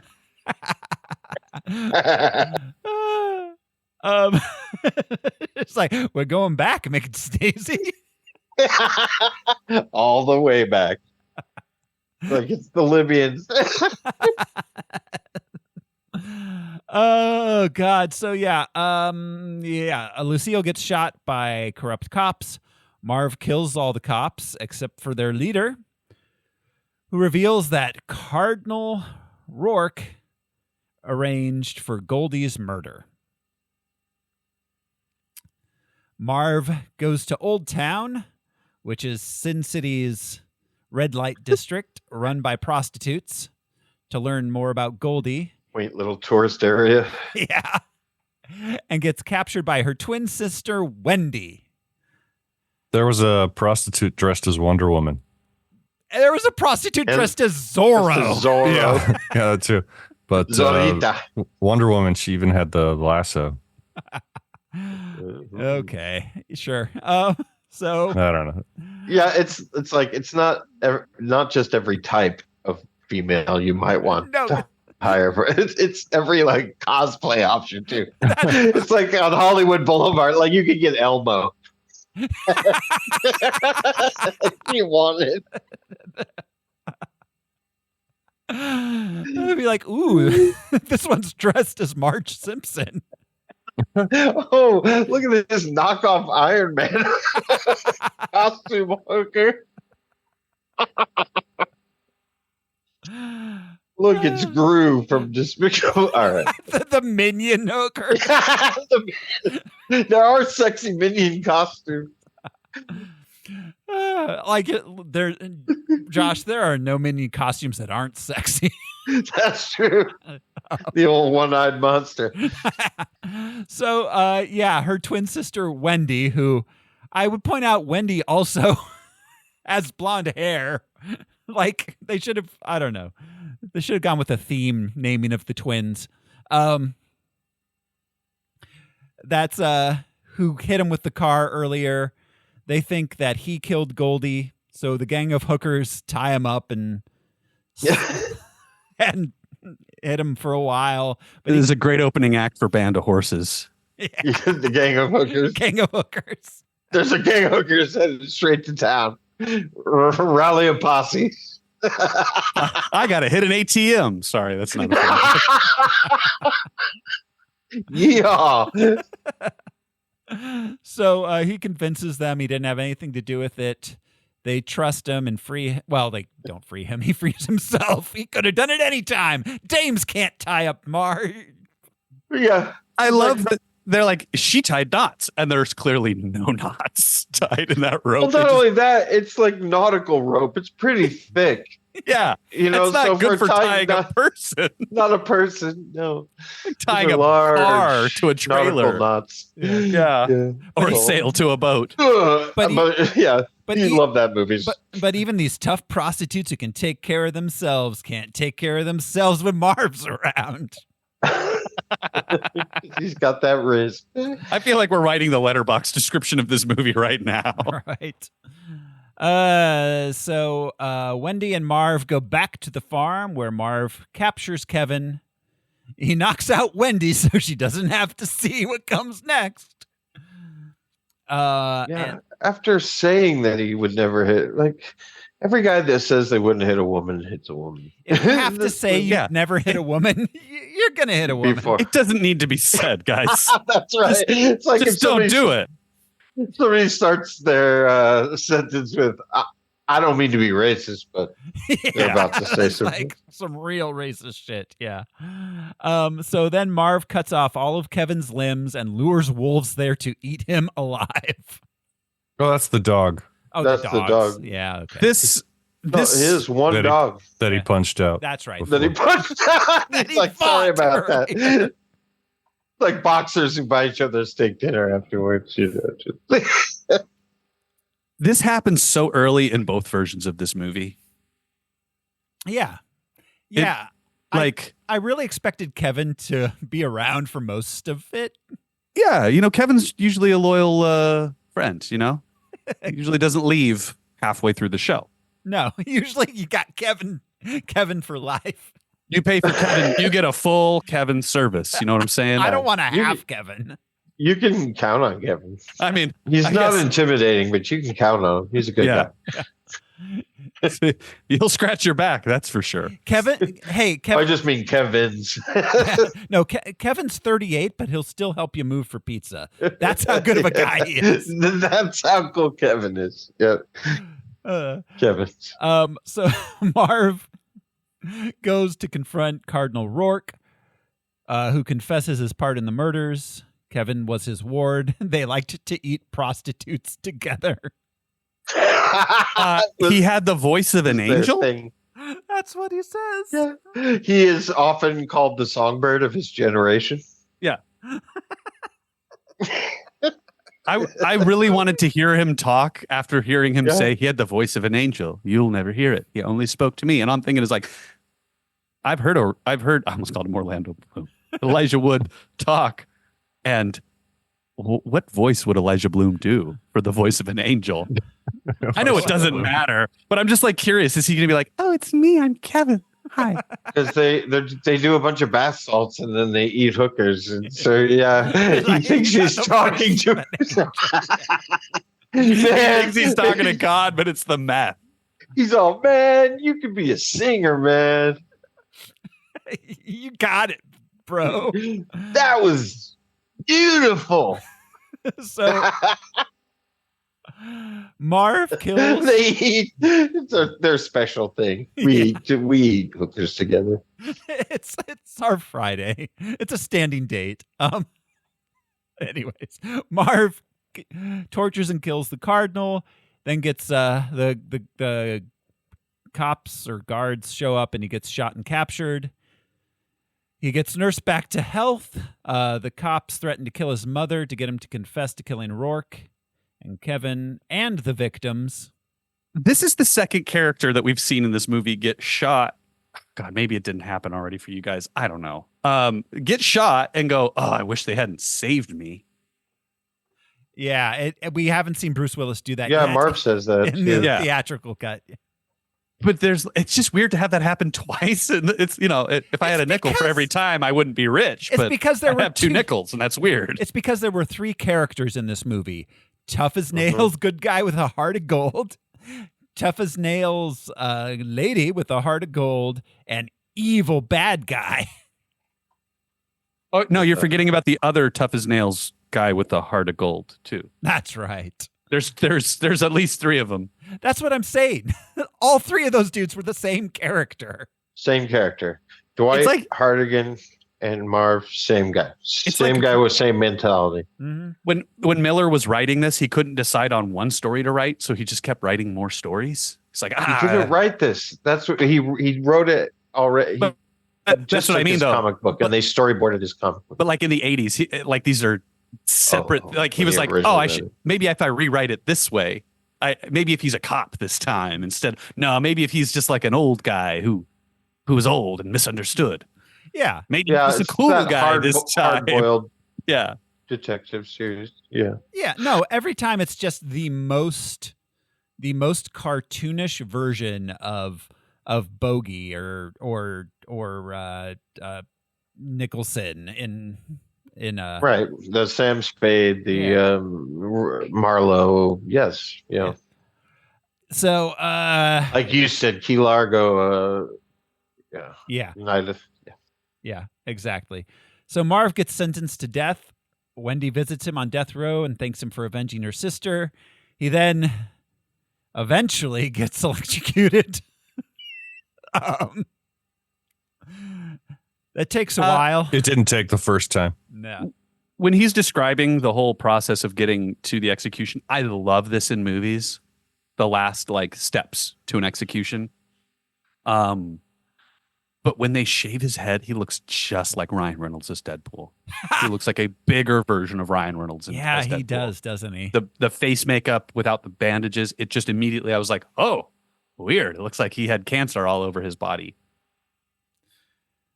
Yeah. Huh.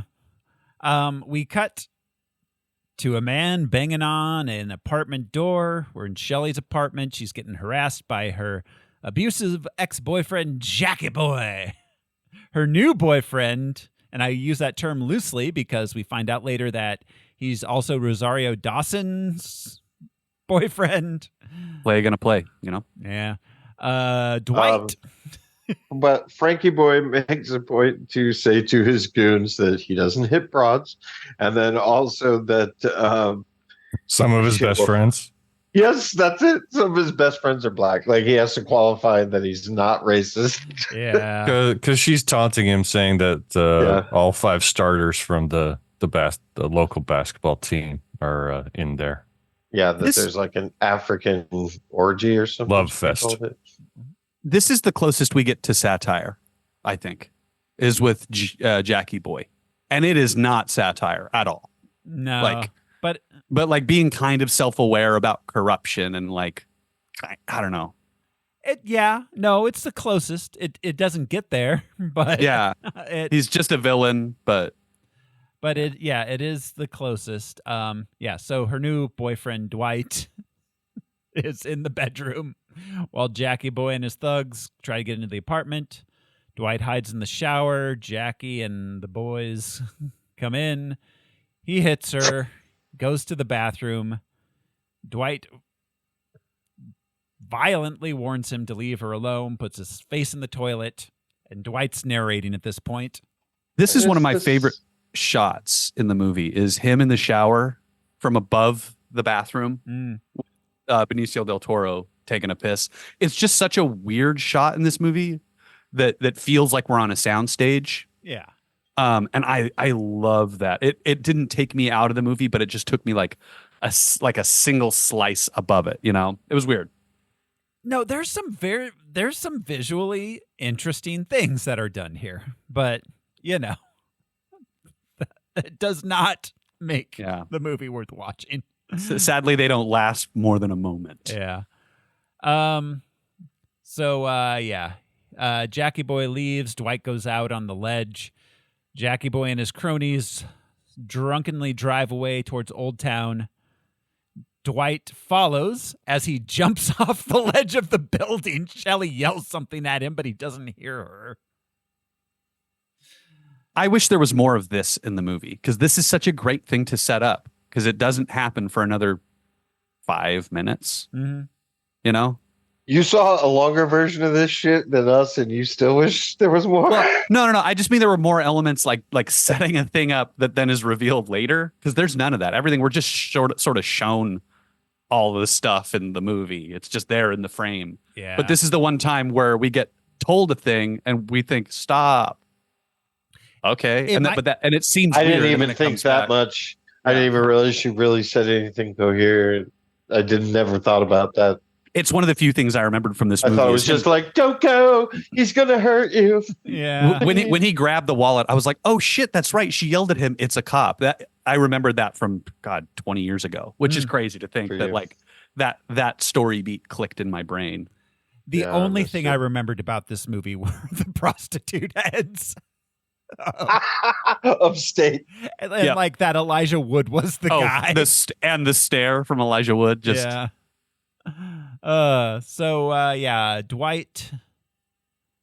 Dwight watches the gang harass a young prostitute named Becky. Gail, the prostitute's leader, is also there. They're watching from the top of a building. Her and Dwight have a history. Jackie Boy threatens Becky with a gun. Miho, the not entirely racist caricature of a martial arts expert prostitute. I mean, they could have named her with the classic J.K. Rowling naming convention. Ugh, yeah. You know, so at least her name is not an Asian trope in itself, I guess.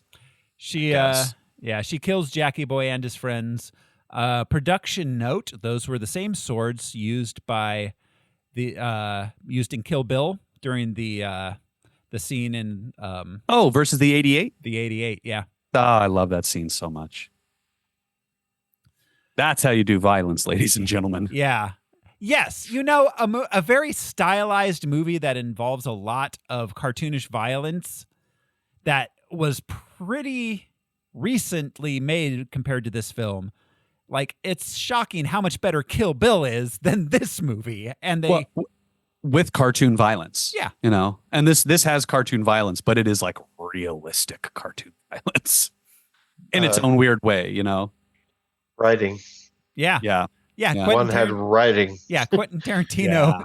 It's just much. He's literally writing action scenes. Yeah. They have meaning, you know? Yeah. Whether that meaning is like moral or visual aesthetic meaning is, you know, whereas this is just like, well, she got to get shot with a machine gun. We're going to shoot her in a field with a machine gun. It's like, oh, well, that wasn't even interesting to watch. It was just kind of went on too long. Yeah. Yeah. So, anyways, Miho kills the gang, and then they realize that Jackie Boy is actually Detective Lieutenant Jack Rafferty of the Basin City Police. He's a hero cop. And this wasn't established well before it that this meant the end of all things in the world. Like, they had to tell us afterwards. Yeah, they had to tell us why this was such a big deal. Like, killing a cop inside this part where the cops don't come. That's really bad. You know, like, oh shit, that makes sense. Kind of like it was the Narrows in Gotham. Yeah, like that. It makes perfect sense, but I shouldn't have had to been told it after the fact. We weren't shown it for how visual this movie is. We're not shown anything. We're just told because they literally adapted all of the narrative script of the book into narration. Yeah. So anyways, they're different mediums and they don't work the same. They don't, guys. There's a reason you don't just literally film exactly what's on the page. There's reasons for that. Have you guys seen? We all do YouTube. We're on YouTube. Find us on YouTube. Have you guys seen people who read comic books out loud on YouTube? I think they may have been pulling a lot of these people for copyright now, but there are people who will reenact a comic book, and it's kind of fascinating to watch. But that's not that far from what this wound up kind of being. You know? Yeah. Like it's a movie. Like they went through the work of filming people, but like the end result is kind of similar Yeah. to somebody just kind of reading a comic book out loud. You know, not to diminish this and say that it's like a YouTube video, but like it's interesting to see that now being a thing and like being like, holy shit, it's just that's what happens when the author of the work adapts his work into another medium and doesn't change it to fit that real. It's weird. This is a weird movie. Yeah, it really is a fucking weird movie. The more I think about it, the weirder it gets. So, if the cops learn how he died, the truce with the prostitutes would end, and the mob would be free to come in and take over Old Town from our friendly neighborhood prostitutes. Dwight takes the bodies to a tar pit. On the way, he gets stopped by a cop, and he imagines Jackie's corpse talking to him while he's driving. Then mob enforcer Manute shows up and kidnaps Gail, urging her to surrender Old Town to the mob. Oh, did we missed Lorelai, Rory betraying the gang of prostitutes? Yeah, we find that out after the Sex fact, workers. but she says she has to call her mom, but she's actually calling the mob. It wasn't Lorelai on the phone, I guess. Yeah, it was not Lorelai on the phone. I'm not going to make it to my shift at the coffee shop. From Stars Hollow. Yeah. At the pits, Dwight gets ambushed by a group of IRA mercenaries hired by the mob. I love this choice. IRA. This is insane. Yeah, it is. Frank Miller made crazy choices. They steal. Oh, Jackie. They had to decapitate Jackie too. So they take his head. They put Dwight into the tar pits. He nearly drowns, but then Miho. He gets exploded into the tar pits. Yes. They don't put him in there by a grenade. Yes. But yeah, he finally sinks. Okay, that's how grenades Miho work. and Dallas save him. Explodey IRA guy has more character development than the yellow bastard and Kevin combined. Yeah. He says to them, I don't like guns. That's why I carry this belt of grenades. And you go, oh, shit, there is a grenade. Whereas Kevin is like, nails. I have nails and I eat people. And the yellow guy's like, I don't know, I like to molest children. And the guy cut my dick off and now I'm yellow. The guy with the grenades has more character development than the two villains in this story. Well, he does, because there's a real world background to this man that we have context for. Yeah. Sorry, it's just so fascinating to me. I love this character actor too. I forget his name, but his name in the movie was actually Brian. Oh, of course.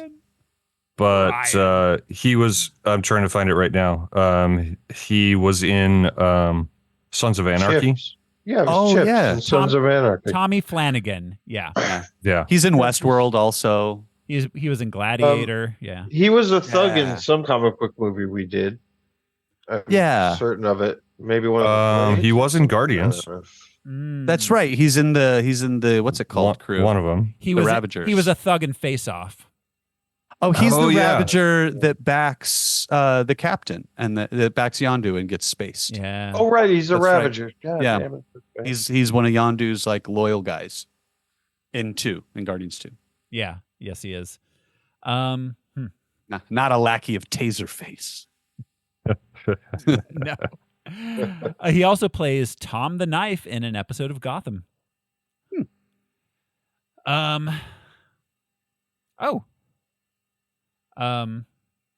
He was also Martin in 3 episodes of Westworld. Yeah, he's one of the goons in the last season of Westworld. I think he could have taken Kevin. He's got moxie. I mean, he's got grenades. Yeah, I think Kevin, no problem. Yeah, so he's the hero that Sin City deserves.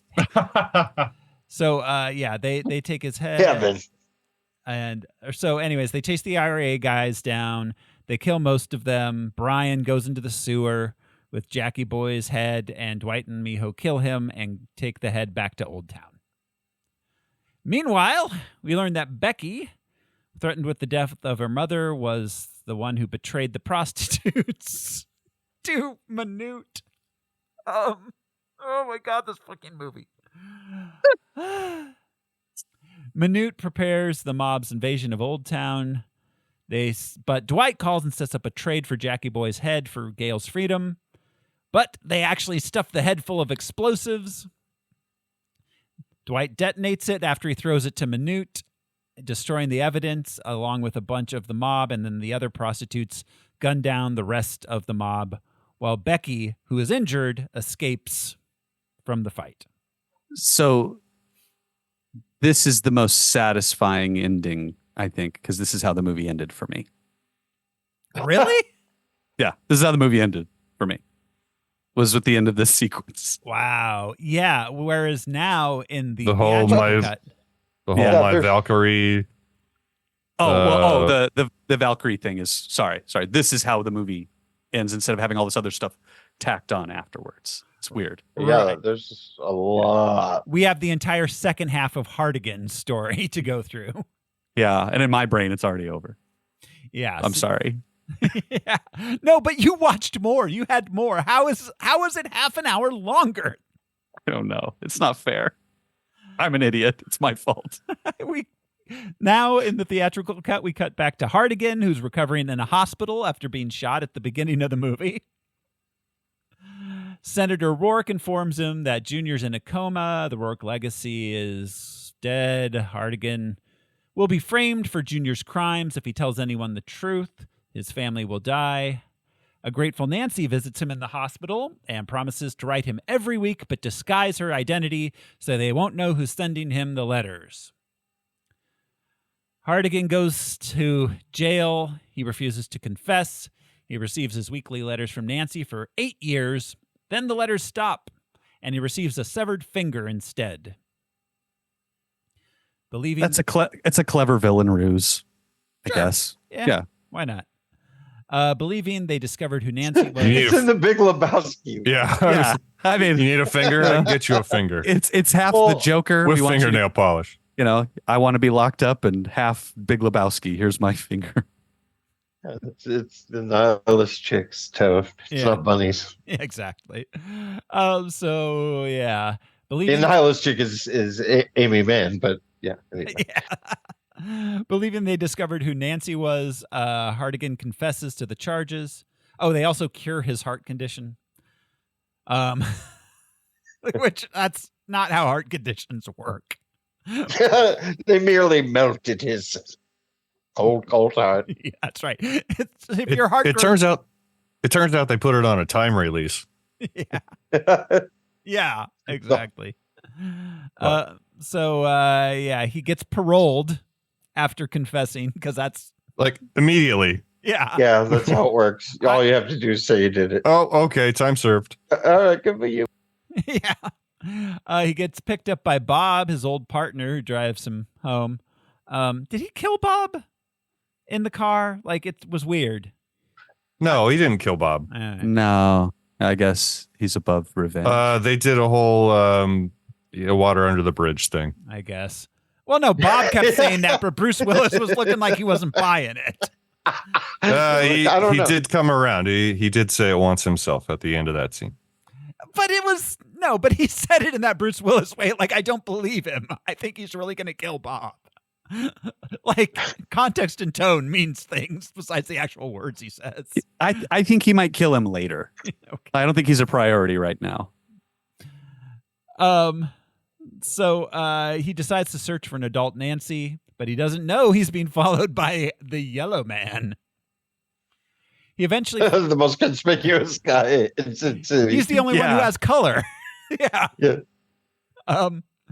He eventually finds her doing a cowgirl routine as a stripper at a bar.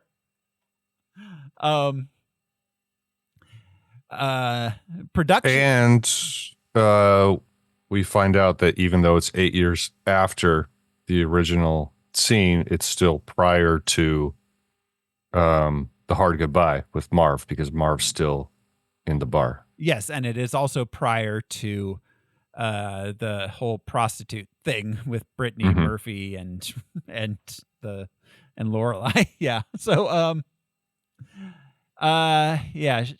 production note: Jessica Alba learned to lasso for this movie.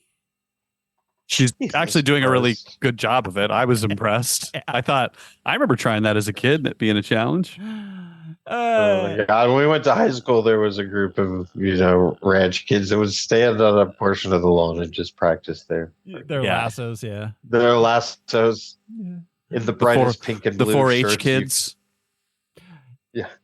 Yep. Yeah. So You guys are gay.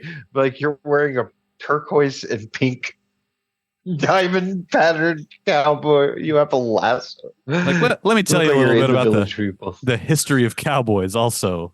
yeah. Gets a little lonesome on the prairie there, cowboy. Anyways, she jumps off stage and puts her tongue in his mouth immediately when she sees him. I've never been more skeeved out by a scene in a movie Not cool. than this moment. This moment just, Then you should come over. I've got some movies for you. oh God. I got like watching like Woody Allen vibes from this. No, just I'm like, talking like Pink Flamingos. I'm talking like wow, yeah, okay. yeah. That's a whole other. I'm talking. Brooke Shields and Jodie Foster have some. Oh, that's a whole other story. Yeah. Yeah. But this just, Yeah. So, she's 19. He's it's in his less 50s. It's less Bruce Willis kissing Jessica Alba. I just want to be clear. It's less that he is getting kissed by Jessica Alba's as an actor. They're both very age difference, whatever. The fact that this character is written to be pining after Hardigan. Totally. I mean, her having is the thing that gets me. The It's little- just such a the little It girl fits getting in. a crush on him's one thing. The fact that he's like initially resistant and then it's like, yeah, all right, whatever. He literally calls himself Galahad. Like, it's the same beat over and over and he over. says like her I'm here to daughter, like also it just that ruins all of the like a daughter protective white knight shit immediately. So gross. Yeah. So Yes, so boring. yeah. Yeah. Yeah. Hardigan realizes he was set up to lead them to Nancy. The two drive away in her car. They're followed by the yellow man who starts shooting at them. Hardigan shoots him back in the neck. The yellow man crashes. They stop to confirm that he's dead, but they can't find the body. And then they drive away, not realizing he's hiding in the trunk. They hole up in a motel where Nancy confesses her love for Hardigan, who tells her that it's wrong because he's old, but they still kiss. Yuck. Gross. Then Yellow Man ambushes Hardigan. He reveals that he's Rourke Jr., disfigured by years of yellow to regenerate his body. Ambushes him while he's taking a cold shower. Yeah. Yeah. Well, and he says, no, Nancy. Mm-hmm. 'Cause he thinks, she's trying to get into the shower with him. Mm-hmm. Our hero. Yeah. Also, Yellow Man, wasn't that a reggae artist from like the Caribbean? Yes. 5-10 years Yeah. ago? Yes. Light skin. And there was a TV show, Yellow Man in Red. And technically, the character's Yellow Bastard. Yellow I don't Bastard. believe a yellow man is the proper Yeah. nomenclature to Asian Americans. Please. Oh, God. Yeah. So, This is June. fucking nom. Asian American. As Bruce Springsteen No. says in Born in the USA. Yeah. Wait, what's the lyric in Born in the USA that I something missed? about the yellow man. Oh, Jesus. Not a Springsteen person, but wow. That doesn't surprise me. They sent me off to a foreign land to go and kill the yellows. Yeah. Yeah. Wow. Yeah. Yeah. So they put a rifle in my hand, sent me off to a foreign land to go and kill the yellow man. Yep. Yeah, that's Korea. And then the next verse, he's talking about his brother dying in Kaesong in Vietnam. Yep. So, anyway. Reagan Makes thought sense. that was a pro-patriotic song. Yeah. That's why he campaigned with it. Yeah. He's definitely not the only one. No, is no, crazy. no. The Yeah. Republicans, they No, love that. Paul Ryan's favorite band was Rage Against the Machine. I mean, come on, guys. Unironically, Yeah. his favorite Yeah, band. unironically, yeah. Yeah. Like, what fucking machine do you think that they're Yeah. raging against? If he could read, he'd be Air very fryer. upset. Yeah. The refrigerator? Is that the machine you think? Like, Yeah. No, it's the laundry machine. The he electric car. doesn't want those things to be easier. yeah, right. Oh, Paul Ryan. Wow. God. Yeah. Blast from the past. Seems almost kind of quaint. yeah, exactly words I was going to use. Quaint in Quaint. his sexism Yeah. and misogyny. That's interesting. Yeah. So, anyways, Hardigan he hangs Hardigan, who through sheer force of will doesn't die and gets himself down. I He like kicks this. out a window and grabs a piece of glass with his feet. Which he uses to cut himself free. This is very Indiana Jones. I like it. I think it's cool. I think it's a cool sequence. I think the piece of glass looks cool. I remember thinking that, like, as lame as this is, it's really cool. It works. Sure. Again, the action is not the part of this movie that it doesn't work. So then the two guys Schlub and Clump. Schlub and Clump show up. They are He gets the drop on them again. Yep. But I love their dialogue. It's mostly Clump, I think, that's doing most of the talking, but they're talking about the Lamborghini. They're always talking about cars. Yeah. In this case, the Lamborghini is like, how are we going to fit a body in this car that has no trunk or backseat? Yes. So he takes the car. He tracks Junior down to the Rourke farm. At the farm, Junior is torturing Nancy. Hardigan arrives. He kills Junior's guards, then confronts Junior. We see Kevin on the porch, Yeah. which surprised me because why didn't Kevin do anything? Not Kevin's. He's off the clock. Yeah. It's like, not this a is my circus. reading. His This is mom my called. reading time, not my killing time. I'm just going to sit here on the porch, drink my lemonade, and enjoy the farm. The snow. The snow. Yeah, so Junior Junior takes Nancy hostage. Hardigan fakes a heart attack. Junior lowers his guard, and then he castrates Junior a second time, brutally beats him to death. Afterwards, he sends Nancy away in her car, promising to join her soon, but knowing that Senator Rourke will never stop hunting them, Hardigan kills himself to ensure Nancy's safety. Mind you guys, credits roll. Shoots himself in the head, credits roll. It's incredible. Like the timing of it, it's incredible. Yeah. Whereas in the theatrical version, we then cut to Becky talking on a cell phone in the hospital. Yeah. She's talking to her mom. She gets in the elevator. Josh Hartnett's there dressed as a doctor. He offers her a cigarette. Yeah, calls her by name. She ends the call with her mom. She clicks shut her clamshell phone, and we hard cut to black, and credits roll. And that was the only scene written for the movie. That last scene was the only one that did not come from the comics. Yeah. Wow. Honestly, it's weird because in the customer or whatever, the client vignette, that's how it ends. Customer's always right. Yeah. The customer's always right ends with him getting into an elevator with a hospital scene. It's so jarring. You're like, why is this? How So is they this put that connected? all together? They don't even... They didn't tack it on at the end Yeah. of It says the that's other movie. Yeah. Yeah, Yeah. It bookended the film, like the first Yeah. his first scene and his second scene. And Yeah. oh my God.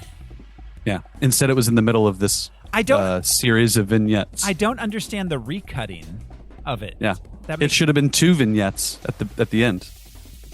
It should have been a second one. That's only 15 seconds long, I guess. yeah, it was like a minute and a half tops, like at the Yeah. end. Yeah. That's crazy. So that's the movie. We're done. We made it through, guys. And unanswered questions. No, not really. I think that just like to think about the comic and the translation to the movie, Frank Miller, he didn't give a lot of these characters characterization necessarily. The book itself has character. That's why all these side characters like what's his name, Dump and Clump, they're talking about cars the whole time in the background. And the villains are mysterious, our heroes are mysterious. It's interesting, but it doesn't work as a movie basically because everybody's just so two-dimensional. And it's a movie though. Yeah. You know. Yeah, a very two-dimensional movie, kind of literally. Yeah. I saw a lot of similarities to Pulp Fiction, story-wise. Sure. Not story, but like story structure. The way that they split up the Bruce Willis story. You go back in time at the end of the movie. Yeah, I mean, to return to a previous story. Robert. Yeah, I mean that's literally called Tarantinoing. Yeah. Yeah. Like in a film school situation. So That non-chronological. Yeah. Yeah, and I mean, well, you're seeing the ending at the beginning, and you're working your way. Robert Rodriguez kind of was poor man's Tarantino for a period of time there too. I mean, I wouldn't necessarily call him that as much as like contemporaries and, you know, trying to do things that he thought were interesting. Yes, but also Yeah. Tarantino was clearly far more of an influence on Rodriguez than Rodriguez was on Tarantino. Oh, absolutely. No, yeah, no. Oh, we can't claim that there necessarily was any vision if there are so clearly such disparate versions of it. Yeah. You know, so you can't say like, oh, it reminds me of this movie or that movie because you saw a totally different cut. Yeah. So who? I know Rodriguez is credited with cutting it, but what vision? Yeah. What are we talking about? I guess there's more than Well, one. I think the recut version was Frank Miller deciding to. Well, okay, but my point being is that you can't compare the one we watched to Pulp Fiction or The Sound of Music, or because that's not the same one. Do you know what I mean? Yeah. We're not talking about anybody's editing vision. Right. Yeah. No, absolutely. Absolutely. Whereas Pulp Fiction was a vision. Yeah. Yeah. Absolutely. So, Yes. all right, guys, we are going to be instituting our, rather than, since we're not going to be ranking a lot of these movies, we're instituting our new system since Siskel and Ebert weren't around to give this thumbs. We're going to give it thumbs ourselves.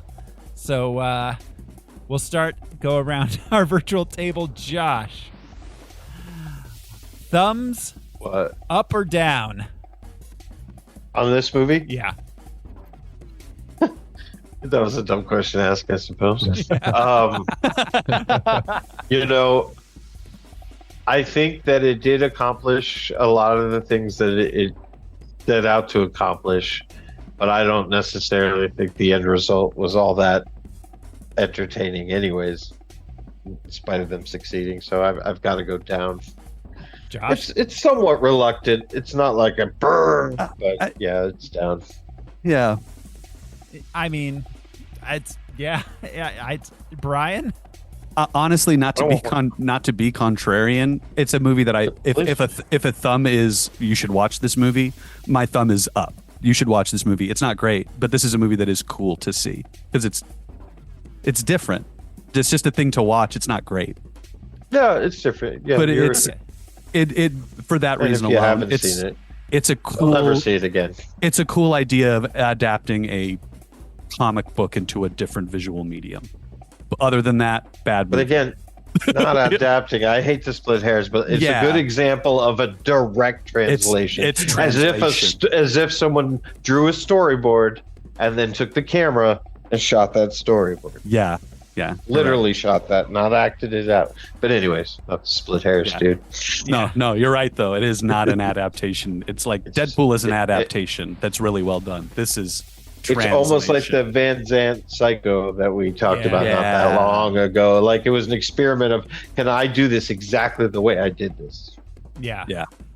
Thumb down, sorry. Al, what does Al say? I also give it a thumbs up, though I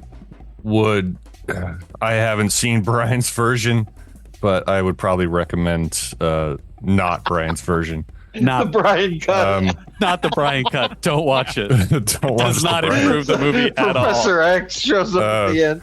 It sounds like too many credits. I don't know. The does sound version fun. I watched sounded cleaner than the way Brian was describing Honestly, I it was mean, I funny. agree too. If they they needed to be split up, I think it would have been more jarring just all at once. Yeah. All right. So Yeah. that's what 2 and 2, or you haven't given yours? I haven't yet? given mine yet. I am going down. I can't in good conscience recommend people watch this movie. I have children. It was I have a government job. I can't just go. no, I mean Will. yeah, I mean there's interesting things happening, but at the end, is this something I enjoyed watching? No. Not at all. Did they find some helpful information in that colonoscopy? Yes. Did I enjoy it? Absolutely not. Yeah, exactly. So yeah, we're pretty evenly split on that one, which is interesting. All right. Yeah. I like So our up 2 down. yeah. So that's it. We are done with Sin City. Next time on Harmless Phosphorescence, we will not be reviewing the works of Frank Miller. We'll be reviewing the works of Alan Moore. V for Vendetta is our next film on Harmless Phosphorescence. All right. I would like to ask at this time, are we going to revisit Sin City with The Dame to Kill For? We did Probably. put it on the list. Yep. We did put it on the list. Okay. Yeah, I mean, it is one. Yeah, it is one. I was just curious because That like one I if- haven't seen. I haven't seen it either, and if it wasn't on the list, I might go watch it Yeah. It is now. on. But since it is on the list, I'm gonna save it. It is. Save it. I'm gonna pump the brakes. and I'm Savor it out. the Great British Bake Off. So yeah, that is it. Next time on Harmless Phosphorescence, we'll be going with a different edgy 80s comic book creator. Writer. Yeah. V for Vendetta next week. Until then, thanks for hanging out with us, everybody. This has been one of your hosts, the corpse of a slut worth dying for, Thoreau Smiley. I'm Josh CC, and I keep coming back to that cop I just killed. I'm Brian Lesh, and I got so carried away I forgot to take my pills. I'm Alaric Weber, and I'm off to go punch out God. I want to come with. Good on you, Al. We'll see you next time, everyone. Bye. Bye.